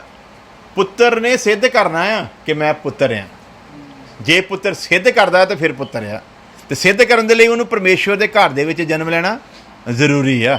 ਹੁਣ ਉਹ ਗੁਲਾਮੀ ਦਾ ਜਿਹੜਾ ਪੈਦਾ ਹੋਇਆ ਨਾ ਬੱਚਾ, ਉਹਦੇ ਉੱਤੇ ਮਾਲਕ ਦਾ ਇਖਤਿਆਰ ਜ਼ਰੂਰ ਆ, ਲੇਕਿਨ ਮਾਲਕ ਕਦੇ ਉਹਨੂੰ ਬੇਟਾ ਕਹਿ ਕੇ ਨਹੀਂ ਪੁਕਾਰੂਗਾ। ਆਪਣੇ ਬੇਟੇ ਨੂੰ ਆਵਾਜ਼ ਮਾਰੂਗਾ, ਕਹੂਗਾ ਬੇਟਾ ਗੱਲ ਸੁਣ, ਲੇਕਿਨ ਗੁਲਾਮੀ ਤੋਂ ਪੈਦਾ ਹੋਏ ਨੂੰ ਮਾਲਕ ਕਦੇ ਬੇਟਾ ਕਹਿ ਕੇ ਨਹੀਂ ਪੁਕਾਰੂਗਾ। ਉਸੇ ਤਰ੍ਹਾਂ ਪਾਪ ਦੀ ਗੁਲਾਮੀ ਵਿੱਚ ਪੈਦਾ ਹੋਏ ਕਿਸੇ ਵੀ ਇਨਸਾਨ ਨੂੰ ਪਰਮੇਸ਼ਰ ਬੇਟਾ ਕਹਿ ਕੇ ਨਹੀਂ ਪੁਕਾਰਦਾ। ਪਾਪ ਦੀ ਗੁਲਾਮੀ ਤੋਂ ਪੈਦਾ ਹੋਏ ਕਿਸੇ ਇਨਸਾਨ ਨੂੰ ਪਰਮੇਸ਼ਰ ਬੇਟਾ ਕਹਿ ਕੇ ਨਹੀਂ ਪੁਕਾਰਦਾ। ਔਰ ਇਹਦਾ ਅਗਰ ਕੋਈ ਤੁਹਾਨੂੰ ਪੁੱਛੇ ਵੀ ਵਚਨ 'ਚੋਂ ਦੱਸੋ, ਤੇ ਇਹਦਾ ਜਵਾਬ ਹੈਗਾ यूहन्ना ਦੀ ਅੰਜੀਲ 1 ਅਧਿਆਇ ਦੀ 12 ਵਰਸ। ਕਦੋਂ ਅਧਿਕਾਰ ਮਿਲਦਾ ਆ? ਜਿੰਨਿਆਂ ਨੇ ਉਹਨੂੰ ਕਬੂਲ ਕੀਤਾ ਉਹਨਾਂ ਨੂੰ ਪਰਮੇਸ਼ਵਰ ਦੇ ਪੁੱਤਰ ਹੋਣ ਦਾ ਹੱਕ ਮਿਲਿਆ। ਹੱਕ ਮਿਲਿਆ ਇਹਦਾ ਮਤਲਬ ਪਹਿਲਾਂ ਜੇ ਕਬੂਲ ਨਾ ਕਰੀਏ ਫਿਰ ਪਰਮੇਸ਼ਵਰ ਦੇ ਪੁੱਤਰ ਹੋਣ ਦਾ ਹੱਕ ਨਹੀਂ ਹੈ। ਲੇਕਿਨ ਜੇ ਅਸੀਂ ਕਬੂਲ ਕਰਦੇ ਹਾਂ ਤੇ ਫਿਰ ਪਰਮੇਸ਼ਵਰ ਦੇ ਪੁੱਤਰ ਦਾ ਹੱਕ ਮਿਲਦਾ ਹੈ। ਤੇ ਜਦੋਂ ਹੱਕ ਮਿਲਦਾ ਹੈ ਤੇ ਫਿਰ ਅਧਿਕਾਰੀ ਵੀ ਆ। ਸੋ ਅਗਲੀਆਂ ਆਇਤਾਂ ਪੜਾਂਗੇ ਅਸੀਂ रोमियों ਦੀਆਂ कि जिसे हम अब्बा हे पिता कहकर पुकारते हैं, आत्मा आप ही हमारी आत्मा के साथ गवाही देता है कि हम परमेश्वर की संतान हैं। आत्मा जिहड़ा सानू मिलिया आ आप ही गवाही दिंदा है कि असीं की हैं भला परमेश्वर दी संतान हैं। अगे लिखा और यदि संतान है तो वारिस भी हैं। ये पहचान है अग्यों जे संतान है तो फिर की है भला? जे संतान है तो फिर वारिस भी हैं और मसीह के संगी वारिस। जिमें वो पलोठा तो असीं छोटे हैं ना, जिन्होंने परमेश्वर का पुत्र का दर्जा मिलिया, जिन्होंने परमेश्वर का पुत्र कहा गया आ, ਉਹਦੇ बराबर जो सानू परमेश्वर के घर 'च जन्म लैन का मौका मिलता आ तो फिर असी मसीह तो ये नहीं है भी मसीह इत्थे आ ते असी इत्थे आ। ਜਿਹੜਾ परमेश्वर के घर ਦੇ ਵਿੱਚ जन्म ਲੈਂਦਾ मसीह ਦੇ ਕਿੱਥੇ ਆ ਭਲਾ? मसीह ਦੇ ਬਰਾਬਰ ਆ। ਕਿਉਂ? ਕਿਉਂਕਿ ਉਹਨੇ रूह ਤੇ परमेश्वर ਦੇ वचन ਤੋਂ जन्म ਲਿਆ ਆ। ਉਸੇ ਤਰ੍ਹਾਂ ਜਿਵੇਂ मसीह ਦਾ जन्म ਹੋਇਆ। ਪੜ੍ਹ ਲਵਾਂਗੇ यूहन्ना ਦੀ ਅੰਜੀਲ 1 ਦੀ 13 ਆਇਤ। ਸੋ ਜਦੋਂ ਅਸੀਂ ਵਚਨ ਦੀ ਬਰੀਕੀ ਨੂੰ ਸਮਝਦੇ ਹਾਂ ਫਿਰ ਸਾਨੂੰ ਪਤਾ ਲੱਗਦਾ ਹੈ ਕਿ ਖੁਦਾ ਦਾ ਵਚਨ ਸਾਨੂੰ ਸਮਝਾਉਣਾ ਕੀ ਚਾਹੁੰਦਾ ਵੀ ਦਾਸਤਵ ਦੇ ਵਿੱਚ ਤੇ ਪੁੱਤਰਤਵ ਦੇ ਆਤਮਾ ਦਾ ਭੇਤ ਕੀ ਹੈ। ਹਾਂਜੀ ਪੜਾਂਗੇ 13 ਆਇਤ। वह ना तो लहू से वह ना तो लहू से ना शरीर की इच्छा से ना मनुख की इच्छा दे नाल परंतु कितों उत्पन्न होए? जिवें यसु मसीह उत्पन्न होया तिवें जिहड़े भी नवां जन्म पाउंदे आ ਉਹ शरीर लहू दी मनुख की इच्छा दे नाल पैदा नहीं हुंदे, बल्कि किहदी इच्छा दे नाल पैदा हुंदे आ। तो फिर असीं एवें दावा कर देंगे मैं 100 बंदे नूं बपतिस्मा दे दिता, नवां जन्म दवाता, मैं फलाने करता। नवां जन्म कितों भला? ना लहू की इच्छा तो, ना शरीर की इच्छा तो, ना मनुख की इच्छा तो, बल्कि कितों आ? परमेश्वर की अपनी ही भली इच्छा तो। सो जिहदा जन्म परमेश्वर की अपनी ही भली इच्छा तो हुंदा वो कौन है भला? उहदे अंदर पुत्रत्व दा आत्मा आ। तो कहंदा आत्मा आप ही साडे आत्मा दे नाल मिल के गवाही दिंदा कि असीं की आ भला?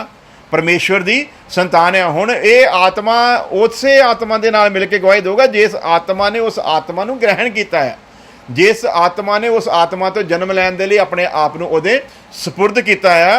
वो आत्मा को हक है कि वह परमेश्वर की संतान कहा सके। सारे नहीं कह सकते। करते हुए चोर ठगियां डाकू पुणे तो असीं किद्दां कहंदे परमेश्वर की संतान है? ਇਹਦਾ मतलब इस करना चाहते परमेश्वर डाकू? हाँ जी क्यों? क्योंकि यसु मसीह कहता जिद्दां मैं अपने पिता नूं करदिआं देखदा आ। पुत्र होण दे हक नूं किद्दां सिद्ध करदा यसु मसीह भला? कहना जिद्दां मैं अपने पिता नूं काम करदिआं देखदा आ उसे तरीके दे नाल मैं काम करदा। हुण जे असीं कहने असीं पुत्र आ तो फिर असीं सिद्ध किद्दां करांगे? सिर्फ ये कह देना मैं कल मैं कहदा मैं तो अपने इत्थे दा प्रेजिडेंट दा पुत्र हाँ। हाँ जी तो मैं उन्होंने कਹਾਂ भी आड़ी उत्थे बनाए ना अपने की है किहड़ा पार्क आ उत्थे दी लंबी बिल्डिंग बनाई वो मेरी है। हाँ जी वो कहणगे पहला सिद्ध कर कि तू की ट्रंप का पुत्र हैगा। मैं सिद्ध करना कह देना तो सिद्ध करने दे विच बड़ा फर्क आ। यसु मसीह दे लई जे पुत्र शब्द इस्तेमाल किया गया आ तो यसु मसीह ने उस पुत्र दे हक नूं सिद्ध किया, साबित किया। मैं उहदे विचों निकल के आया आ, मैं उहदा अंश, मैं उहदा बीज तो आया आ। मैं एवें नहीं आया तो मैं जो कुछ पिता नूं करदे वेखदा उही करदा। तो जिवें पिता सब कुछ करन दी कुदरत रखदा आ उस तरह पुत्र भी सब कुछ करन दी कुदरत रखदा आ। जिवें पिता मुर्दियां नूं जवालदा आ तिवें पुत्र ने भी जवाले ना। ਸੋ ਜੋ ਕੁਝ ਪਿਤਾ ਕਰਦਾ ਆ ਉਸੇ ਤਰ੍ਹਾਂ ਜੇ ਅਸੀਂ ਕਹਿੰਦੇ ਵੀ ਸਾਰਾ ਸੰਸਾਰ ਹੀ ਪਰਮੇਸ਼ਰ ਦੀ ਸੰਤਾਨ ਆ, ਇਕੱਲਾ ਯਿਸੂ ਮਸੀਹ ਨਹੀਂ ਆ, ਤੇ ਫਿਰ ਸਾਰੇ ਸੰਸਾਰ ਨੂੰ ਯਿਸੂ ਮਸੀਹ ਵਾਂਗੂ ਇਹ ਸਿੱਧ ਕਰਨਾ ਪਊਗਾ ਕਿ ਉਹ ਪਿਤਾ ਦੀ ਸੰਤਾਨ ਆ। ਤੇ ਪਿਤਾ ਕੀ ਹੈ ਭਲਾ? ਧਰਮੀ ਆ। ਤੇ ਫਿਰ ਜਿਹੜਾ ਕਹਿੰਦਾ ਹੈ ਮੰਮੀ ਪਰਮੇਸ਼ਰ ਦੀ ਸੰਤਾਨ ਹੈ, ਤੇ ਉਹਨੂੰ ਕੀ ਬਣਨਾ ਪੈਣਾ? ਤੇ ਧਰਮੀ ਬਣਨ ਦੇ ਲਈ ਸਭ ਤੋਂ ਪਹਿਲੀ ਕੰਡੀਸ਼ਨ ਕੀ ਆ? ਉਹਨੂੰ ਨਵੇਂ ਸਿਰੇ ਤੋਂ ਜਨਮ ਲੈਣਾ ਜ਼ਰੂਰ। ਨਵੇਂ ਸਿਰੇ ਤੋਂ ਜਨਮ ਲਊਗਾ ਤੇ ਧਰਮੀ ਹੋਣ ਦੀ ਉਸ ਦੌੜ ਦੇ ਵਿੱਚ ਖੜਾ ਹੋਊਗਾ। ਤੇ ਜੇ ਨਵੇਂ ਸਿਰੇ ਤੋਂ ਜਨਮ ਨਹੀਂ ਲੈਂਦਾ, ਕਿਸੇ ਵੀ ਕੀਮਤ ਦੇ ਉੱਤੇ ਕੁਛ ਵੀ ਕਰ ਲਵੇ। ਅੱਜ ਲੋਕਾਂ ਨੇ ਇਹ ਮੰਨ ਨਹੀਂ, ਆਪਾਂ ਚੰਗੇ ਕੰਮ ਕਰ ਲਵਾਂਗੇ, ਆਪਾਂ ਪੁੰਨ ਦਾਨ ਦੇ ਕੰਮ ਕਰ ਲਵਾਂਗੇ, ਆਪਾਂ ਲੋਕਾਂ ਦੀ ਸੇਵਾ ਭਾਵਨਾ। ਤੂੰ ਜੋ ਮਰਜ਼ੀ ਕਰੀ ਚੱਲ, ਜਿੱਦਾਂ ਜਿੱਦਾਂ ਤੂੰ ਕਰਨਾ, ਤੇਰੇ ਅੰਦਰ ਇਹਨਾਂ ਕੰਮਾਂ ਨੇ ਵੀ ਘਮੰਡ ਲੈ ਕੇ ਆਉਣਾ ਹੈ। ਜਿੰਨੀ ਦੇਰ ਤੂੰ ਪਰਮੇਸ਼ਵਰ ਦੀ ਛਤਰ ਛਾਇਆ ਦੇ ਹੇਠ ਆ ਕੇ ਕੰਮ ਨਹੀਂ ਨਾ ਕਰਦਾ, ਉਨੀ ਦੇਰ ਤੱਕ ਤੇਰਾ ਕੋਈ ਵੀ ਚੰਗਾ ਕੰਮ ਕਿਸੇ ਕੰਮ ਦਾ ਨਹੀਂ ਆ। ਕਿਉਂਕਿ ਵਚਨ 'ਚ ਲਿਖਿਆ, ਤੇਰੇ ਚੰਗੇ ਕੰਮ ਮੇਰੇ ਅੱਗੇ ਪਾਟੀਆਂ ਹੋਈਆਂ ਲੀਰਾਂ ਦੇ ਬਿਖਰੇ ਚੀਥੜਿਆਂ ਵਰਗੇ ਆ। ਸੋ ਇਸ ਤੋਂ ਸਿੱਧ ਕੀ ਹੁੰਦਾ ਭਲਾ? ਚੰਗੇ ਕਰਮ ਕਰਨ ਦੇ ਲਈ ਬੁਲਾਇਆ ਗਿਆ, ਚੰਗੇ ਕੰਮਾਂ ਦੇ ਕਾਰਨ ਨਹੀਂ ਬੁਲਾਏ ਗਏ। ਅਸੀਂ ਚੰਗੇ ਸੀਗੇ ਇਸ ਲਈ ਨਹੀਂ ਬੁਲਾਏ ਗਏ, ਅਸੀਂ ਚੰਗੇ ਬਣਾਏ ਜਾਈਏ ਇਸ ਲਈ ਬੁਲਾਏ ਗਏ ਹਾਂ। ਸੋ ਚੰਗੇ ਬਣਾਏ ਜਾਈਏ ਉਸ ਲਈ ਜ਼ਰੂਰੀ ਆ ਕਿ ਅਸੀਂ ਪਰਮੇਸ਼ਵਰ ਦੀ ਛਤਰ ਛਾਇਆ ਦੇ ਹੇਠ ਰਹਿ ਕੇ ਚੰਗੇ ਕੰਮ ਕਰਨੇ ਆ। ਪੁੱਤਰ ਹੋਣ ਦੇ ਹੱਕ ਨੂੰ ਅਸੀਂ ਸਿੱਧ ਕਰਨਾ ਹੈ। ਸੋ ਮੌਕੇ ਦੀ ਗੱਲ ਦੂਜੇ ਪਾਸੇ ਉਹਨੇ ਆ ਕਿ ਉਹ ਅਗਰ ਜਾਣਾ ਚਾਹੁੰਦਾ ਆ ਤੇ ਫਿਰ ਉਹਦੇ ਲਈ ਕੰਡੀਸ਼ਨ ਕੀ ਆ ਵੀ ਉਹ ਜਾਵੇ। ਬੇਸ਼ੱਕ ਗੁਲਾਮੀ ਦਾ ਸਮਾਂ ਪੂਰਾ ਹੋ ਗਿਆ, ਉਹ ਜਾਵੇ, ਲੇਕਿਨ ਉਸ ਔਰਤ ਨੂੰ ਤੇ ਉਸ ਬੱਚੇ ਨੂੰ ਨਹੀਂ ਲੈ ਕੇ ਜਾ ਸਕਦਾ। पढ़ लो उस वचन ਨੂੰ, फिर आगे बढ़ते हैं। यदि उसके स्वामी ने उसको पत्नी दी हो और उससे उसके बेटे व बेटियां उत्पन्न हुई हों तो उसकी पत्नी और बालक उसके स्वामी के ही रहें, वह अकेला चला जाए। अगली कंडीशन की दसदा वचन, परंतु यदि वह दास दृढ़ता से कहे कि मैं अपने स्वामी और अपनी पत्नी और बालकों से प्रेम रखता हूं, इसलिए मैं स्वतंत्र होकर ना चला जाऊंगा। ਉਹਦੇ ਸੁਤੰਤਰ ਹੋਣ ਦਾ ਸਮਾਂ ਪੂਰਾ ਹੋ ਗਿਆ ਆ, ਪਰ ਹੁਣ ਉਹ ਜਾ ਸਕਦਾ ਆ। ਮਾਲਕ ਵੱਲੋਂ ਉਹਨੂੰ ਇਜਾਜ਼ਤ ਆ। ਮਾਲਕ ਹੁਣ ਸੁਤੰਤਰ ਹੋਣ ਤੋਂ ਬਾਅਦ ਉਹਨੂੰ ਰੋਕ ਨਹੀਂ ਸਕਦਾ, ਉਹ ਚਲਾ ਜਾਵੇ। ਪਰ ਹੁਣ ਉਹਦੀ ਪ੍ਰੀਤ ਕਿਹਦੇ ਨਾਲ ਹੋ ਗਈ ਆ? ਆਪਣੀ ਪਤਨੀ ਦੇ ਨਾਲ ਤੇ ਆਪਣੇ ਬੱਚਿਆਂ ਦੇ ਨਾਲ। ਲੇਕਿਨ ਹੱਕ ਫਿਰ ਵੀ ਕਿਹਦਾ ਰਹਿਣਾ ਹੈ? ਉਹਨਾਂ ਦੇ ਉੱਤੇ ਮਾਲਕਾਨਾ ਹੱਕ ਫਿਰ ਵੀ ਮਾਲਕ ਦਾ ਆ। ਲੇਕਿਨ ਹੁਣ ਉਹਦੇ ਅੱਗੇ ਇੱਕ ਸ਼ਰਤ ਹੈਗੀ ਹੈ ਕਿ ਉਹ ਨਾ ਜਾਵੇ। ਜੇ ਉਹ ਆਪਣੀ ਪਤਨੀ ਨੂੰ ਤੇ ਆਪਣੇ ਬੱਚੇ ਨੂੰ ਛੱਡ ਕੇ ਨਹੀਂ ਜਾਣਾ ਚਾਹੁੰਦਾ ਤੇ ਫਿਰ ਕੀ ਕਰੇ? ਉਹ ਨਾ ਜਾਵੇ। ਤੇ ਪਰ ਜੇ ਉਹਨੇ ਹੁਣ ਨਹੀਂ ਜਾਣਾ, ਅਗਰ ਚਲਾ ਜਾਂਦਾ ਹੈ ਤੇ ਸੁਤੰਤਰਤਾ ਦੀ ਗਿਣਤੀ 'ਚ ਆ ਜਾਂਦਾ, ਉਹਦੇ ਕੰਨਾਂ ਦੇ ਵਿੱਚ ਜਿਹੜੀ ਮੁੰਦਰੀ ਪਾਈ ਹੋਈ ਕੱਢ ਦੇਣੀ ਆ। ਜਦੋਂ ਗੁਲਾਮ ਨੂੰ ਆਜ਼ਾਦ ਕੀਤਾ ਜਾਣਾ ਤੇ ਕੀ ਸ਼ਰਤ ਹੈ ਭਲਾ?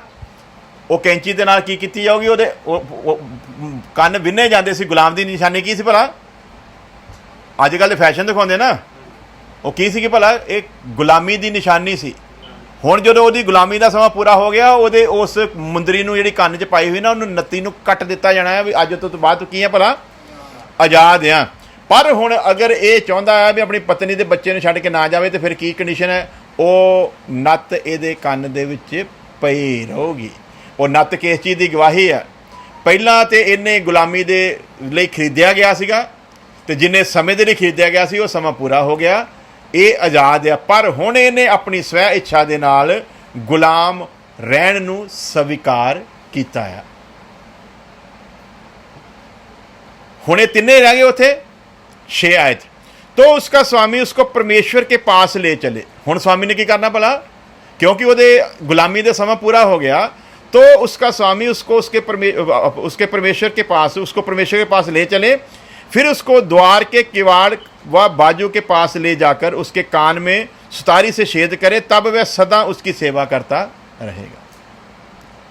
अगली गल, यूहन्ना 1:12, परंतु जितनों ने उसे ग्रहण किया उसने उन्हें परमेश्वर की संतान होने का अधिकार दिया, अर्थात उन्हें जो उसके नाम पर विश्वास रखते हैं। पहला तो यदि मुंदरी लाती गई क्योंकि ये स्वतंत्र हो गया। दोबारा जो इन्हें अपनी पत्नी का रहन का मन बनाया, ये कान दे फिर वही मुंदरी ठोक दी गई। क्यों ठोकी गई भला? परमेश्वर सामने ठोकी गई है। इन्हें हुण स्वै इच्छा के नाल मेरा गुलाम होण रहन नूं स्वीकारिया है। हुण तीनों ही मालिक दे मालिकाना हक दे विच है, परंतु इन्हां दे कोल वो अधिकार नहीं। हुण कल नूं वो भी मुंडा वड्डा होया ते ये भी मुंडा वड्डा होया, बादशाह दी टेबल लगी खाने दी, पुत्र कित्थे बैठू भला? ते दास? हाँ जी, मालिकाना हक बराबर आ। ਪੁੱਤਰ ਜਿਹਨੇ ਉਹਦੇ ਘਰ ਦੇ ਵਿੱਚ ਜਨਮ ਲਿਆ ਆ ਉਹ ਕਿੱਥੇ ਆ ਕੇ ਬੈਠੂਗਾ ਭਲਾ? ਬਾਪ ਦੇ ਨਾਲ ਅਧਿਕਾਰ ਉਹਨੂੰ ਪੁੱਛਣ ਦੀ, ਨਹੀਂ ਪਾਪਾ ਜੀ ਇੱਥੇ ਬਹਿ ਜਾਵਾਂ। ਉਹਨੂੰ ਇਹ ਕੋਈ ਨਹੀਂ। ਹਾਲਾਂਕਿ ਇਸ ਪੁੱਤਰ ਕੋ ਅਧਿਕਾਰ ਕੀ ਆ?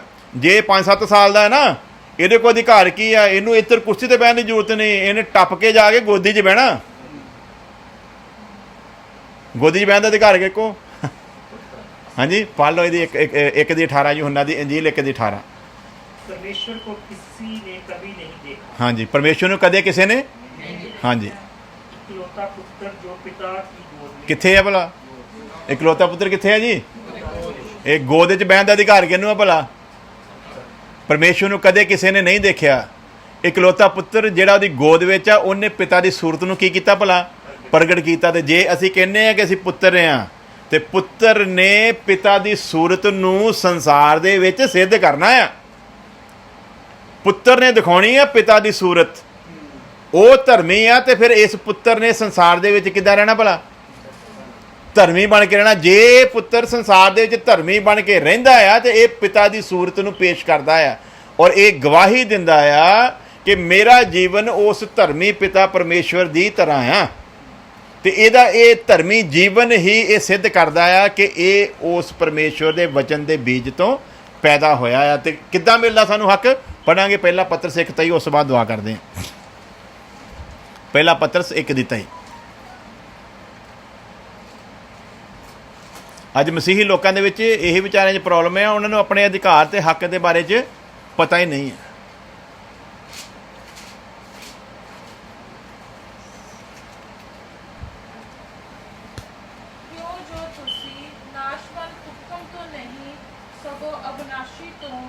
ਪਰਮੇਸ਼ਵਰ ਦੇ ਵਚਨ ਦੇ ਰਾਹੀਂ ਜਿਹੜਾ ਜਿੰਦਾ ਅਤੇ ਸਥਿਰ ਹੈ, ਨਵੇਂ ਸਿਰਿਓਂ ਜਨਮੇ। ਕਾਹਦੇ ਨਾਲ ਜਨਮਿਆ ਜੀ? ਪਰਮੇਸ਼ਵਰ ਦੇ ਉਸ ਵਚਨ ਤੋਂ ਜਿਹੜਾ ਅਵਿਨਾਸ਼ੀ ਆ, ਕਦੇ ਨਾਸ਼ ਹੋਣ ਵਾਲਾ।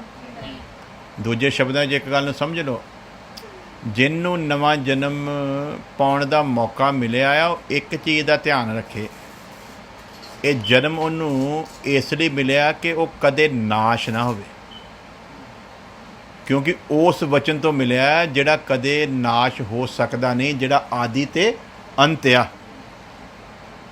ਹੁਣ ਜਿਹਨੇ ਉਸ ਅਵਿਨਾਸ਼ੀ ਵਚਨ ਦੇ ਬੀਜ ਤੋਂ ਜਨਮ ਲਿਆ ਆ, ਇਹ ਨਾਸ਼ ਨਹੀਂ ਹੋ ਸਕਦਾ, ਇਹ ਹਮੇਸ਼ਾ ਦੀ ਅਨੰਤ ਜੀਵਨ ਦਾ ਅਧਿਕਾਰੀ ਆ। ਪਰ ਅਗਰ ਇਹ ਇਸ ਵਚਨ ਨੂੰ ਜਗ੍ਹਾ ਨਹੀਂ ਦਿੰਦਾ ਬਰਾਬਰ, ਤੇ ਫਿਰ ਇੱਕ ਦਿਨ ਪਾਕਰੂ ਜਿਵੇਂ ਇਹਦੇ ਅੰਦਰ ਇਸ ਵਚਨ ਦੇ ਬੀਜ ਨੂੰ ਲੈ ਕੇ ਆਉਂਦਾ ਆ, ਉਸੇ ਤਰ੍ਹਾਂ ਇੱਕ ਦਿਨ ਲੈ ਕੇ ਤੇ ਜਿੱਦਣ ਨਿਕਲ ਗਿਆ, ਤੇ ਵਚਨ ਦੇ ਅਨੁਸਾਰ ਫਿਰ ਦੂਜੀ ਵਾਰੀ ਤੌਬਾ ਦਾ ਕੋਈ ਮੌਕਾ, ਕੋਈ ਪਛਤਾਪ, ਇੱਕੋ ਵਾਰੀ ਜਨਮ ਲੈਣ ਦਾ ਮੌਕਾ ਮਿਲਣਾ ਪਿਤਾ ਦੇ ਘਰ ਦੇ ਵਿੱਚ ਦੁਬਾਰਾ ਨਹੀਂ ਆ। ਇਹ ਫਿਰ ਹਾਲਤ ਇਹਦੀ ਉਸ ਤਰ੍ਹਾਂ ਦੀ ਹੋ ਜਾਂਦੀ ਆ ਜਿਵੇਂ ਇੱਕ ਬੱਚਾ ਪੈਦਾ ਹੋਣ ਤੋਂ ਪਹਿਲਾਂ ਹੀ ਆਪਣੀ ਮਾਂ ਦੀ ਕੋਖ ਦੇ ਵਿੱਚ ਗਰਕ ਹੋ ਜਾਵੇ। ਹਾਲਤ ਕਿੱਦਾਂ ਦੀ ਹੈ ਭਲਾ? ਕਿ ਜਿਹੜਾ ਬੱਚਾ, ਉਸ ਬੱਚੇ ਨਾਲ ਇਹਦੀ ਤੁਲਨਾ ਫਿਰ ਕੀਤੀ ਜਾਂਦੀ ਹੈ ਜਦੋਂ ਇਹਨੇ ਉਸ ਵਚਨ ਦੀ ਕਦਰ ਨਹੀਂ ਕੀਤੀ, ਉਹਨੂੰ ਜਗ੍ਹਾ ਨਹੀਂ ਨਾ ਦਿੱਤੀ। ਜਿਵੇਂ ਉਦਾਹਰਨ ਆ ਵੀ ਇੱਕ ਬੀਜੋਂ ਵਾਲਾ ਨਿਕਲਿਆ, ਪਥਰੀਲੀ ਜ਼ਮੀਨ ਦੇ ਉੱਤੇ, ਕੰਡਿਆਲੀ ਜ਼ਮੀਨ ਦੇ ਉੱਤੇ ਰਸਤੇ ਦੇ ਵਿੱਚ ਡਿੱਗਿਆ, ਕਿਉਂਕਿ ਜਗ੍ਹਾ ਬਰਾਬਰ ਨਹੀਂ ਦਿੱਤੀ ਗਈ। ਲੇਕਿਨ ਇੱਕ ਉਪਜਾਊ ਦੇ ਵਿੱਚ ਡਿੱਗਿਆ, ਜਿਹੜਾ ਉਪਜਾਊ 'ਚ ਡਿੱਗਿਆ ਉਹ ਫਲਦਾਰ ਹੋਣਾ ਆ। ਲੇਕਿਨ ਜਿਹੜਾ ਬਾਕੀ ਤੇ ਨਿਕਲਿਆ, ਜੇ ਜਗ੍ਹਾ ਨਾ ਦਿੱਤੀ, ਤੇ ਫਿਰ ਇੱਕ ਸਮਾਂ ਆਉਂਦਾ ਆ, ਪਾਕਰੂ ਇਸ ਅਵਿਨਾਸ਼ੀ ਬੀਜ ਨੂੰ ਲੈ ਕੇ ਕੀ ਕਰੂਗਾ ਭਲਾ? ਇਹਦੇ ਵਿੱਚੋਂ ਨਿਕਲ ਜਾਊਗਾ। ਇਹ ਹਾਲਤ ਉੱਦਾਂ ਦੀ ਹੈ ਵੀ ਜਿਵੇਂ ਡਾਕਟਰ ਦੱਸ ਦੇਵੇ ਬੱਚਾ ਹੁਣ ਅੰਦਰ ਠੀਕ ਹਾਲਤ ਦੇ ਵਿੱਚ ਨਹੀਂ ਹੈ, ਤੇ ਫਿਰ ਕੀ ਕਹਿੰਦੇ? ਇਹ ਅਬੋਰਸ਼ਨ ਕਰਾ ਦਿਓ ਜੀ।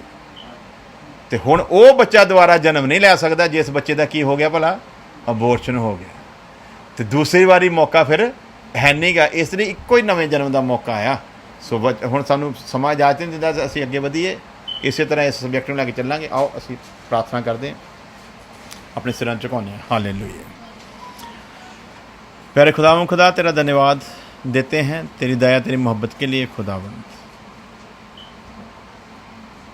तो सचमुच अपने वचन के द्वारा हम पर जो भेद प्रकट करता है खुदावंद, वो निराले हैं, और वो निराले इसलिए हैं कि वो तेरी आत्मा के द्वारा हम पर जाहिर होते हैं खुदावंद।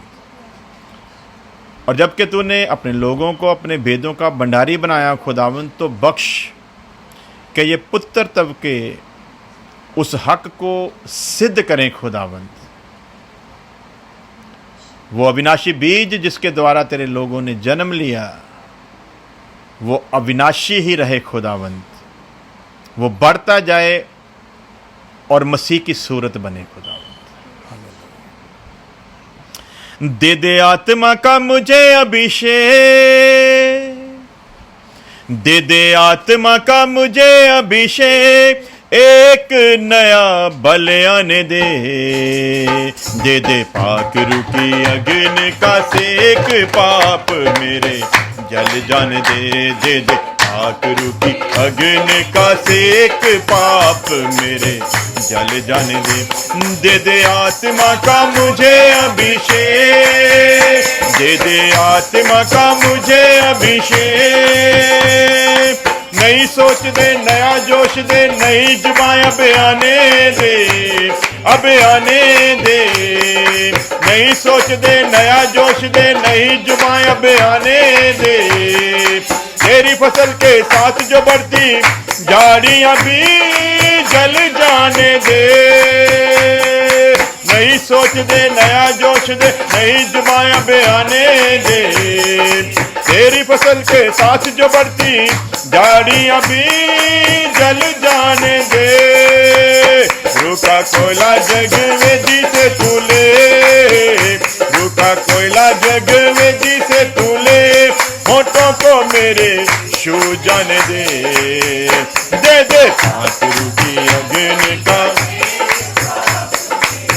जल जाने दे, दे दे पाक रूखी अग्नि का सेक, पाप मेरे जल जाने दे, दे दे आत्मा का मुझे अभिषेक, दे दे आत्मा का मुझे अभिषेक, अपने तालिबों की कुर्बानी आके ही तू लेता था, तू लेता था, अपने तालिबों की कुर्बानी आके ही तू लेता था, की है नबियों ने जो दुआएं आग से उतर देता था, अपने तालिबों की कुर्बानी आग से ही तू लेता था, की है नबियों ने जो दुआएं आग से उतर देता था, इंतजार में तेरे ही हजूर, इंतजार में तेरे ही हजूर, आग का मसाशन दे, दे दे पाक रूखी अग्नि का सेक, पाप मेरे जल जाने दे, दे दे पाक रूखी अग्नि का सेक, पाप मेरे जल जाने दे, दे दे आत्मा का मुझे अभिषेक, दे दे आत्मा का मुझे अभिषेक, रूखी आग की इन भट्टियों से जितना भी कोई निकलेगा, कोई निकलेगा, रूखी आग की इन भट्टियों से जितना भी कोई निकलेगा, कुंदन रोने से भी बढ़कर वो ईमान में निखरेगा, रूखी आग की इन भट्टियों से जितना भी कोई निकलेगा, कुंदन सोने से भी बढ़कर वो ईमान में निखरेगा, मिट्टी के बर्तन है हम कमजोर, मिट्टी के बर्तन है हम कमजोर, आग से तप जाने दे, दे दे पाक रूखी अग्नि का सेक, पाप मेरे जल जाने दे, दे दे पाक रूखी अग्नि का सेक, पाप मेरे जल जाने दे, दे दे आत्मा का मुझे अभिषेक, दे दे आत्मा का मुझे अभिषेक, दे दे आत्मा का मुझे अभिषेक, दे दे आत्मा का मुझे अभिषेक, दे दे आत्मा का मुझे अभिषेक, दे दे आत्मा का मुझे अभिषेक। हालेलुया। खुदावंद तेरे वचन का जो बीज बोया गया आने वाले समय में 100 गुना फल लाए खुदावंद। अब हमारे खुदावंद यीशु मसीह का फजल, खुदा बाप की मोहब्बत, पाकरू की संगत अब से लेकर हमेशा तक उसके तमाम लोगों के साथ बनी रहे। आमीन। हालेलुया। खुदा तुहानू सारिਆਂ ਨੂੰ बरकत देवे।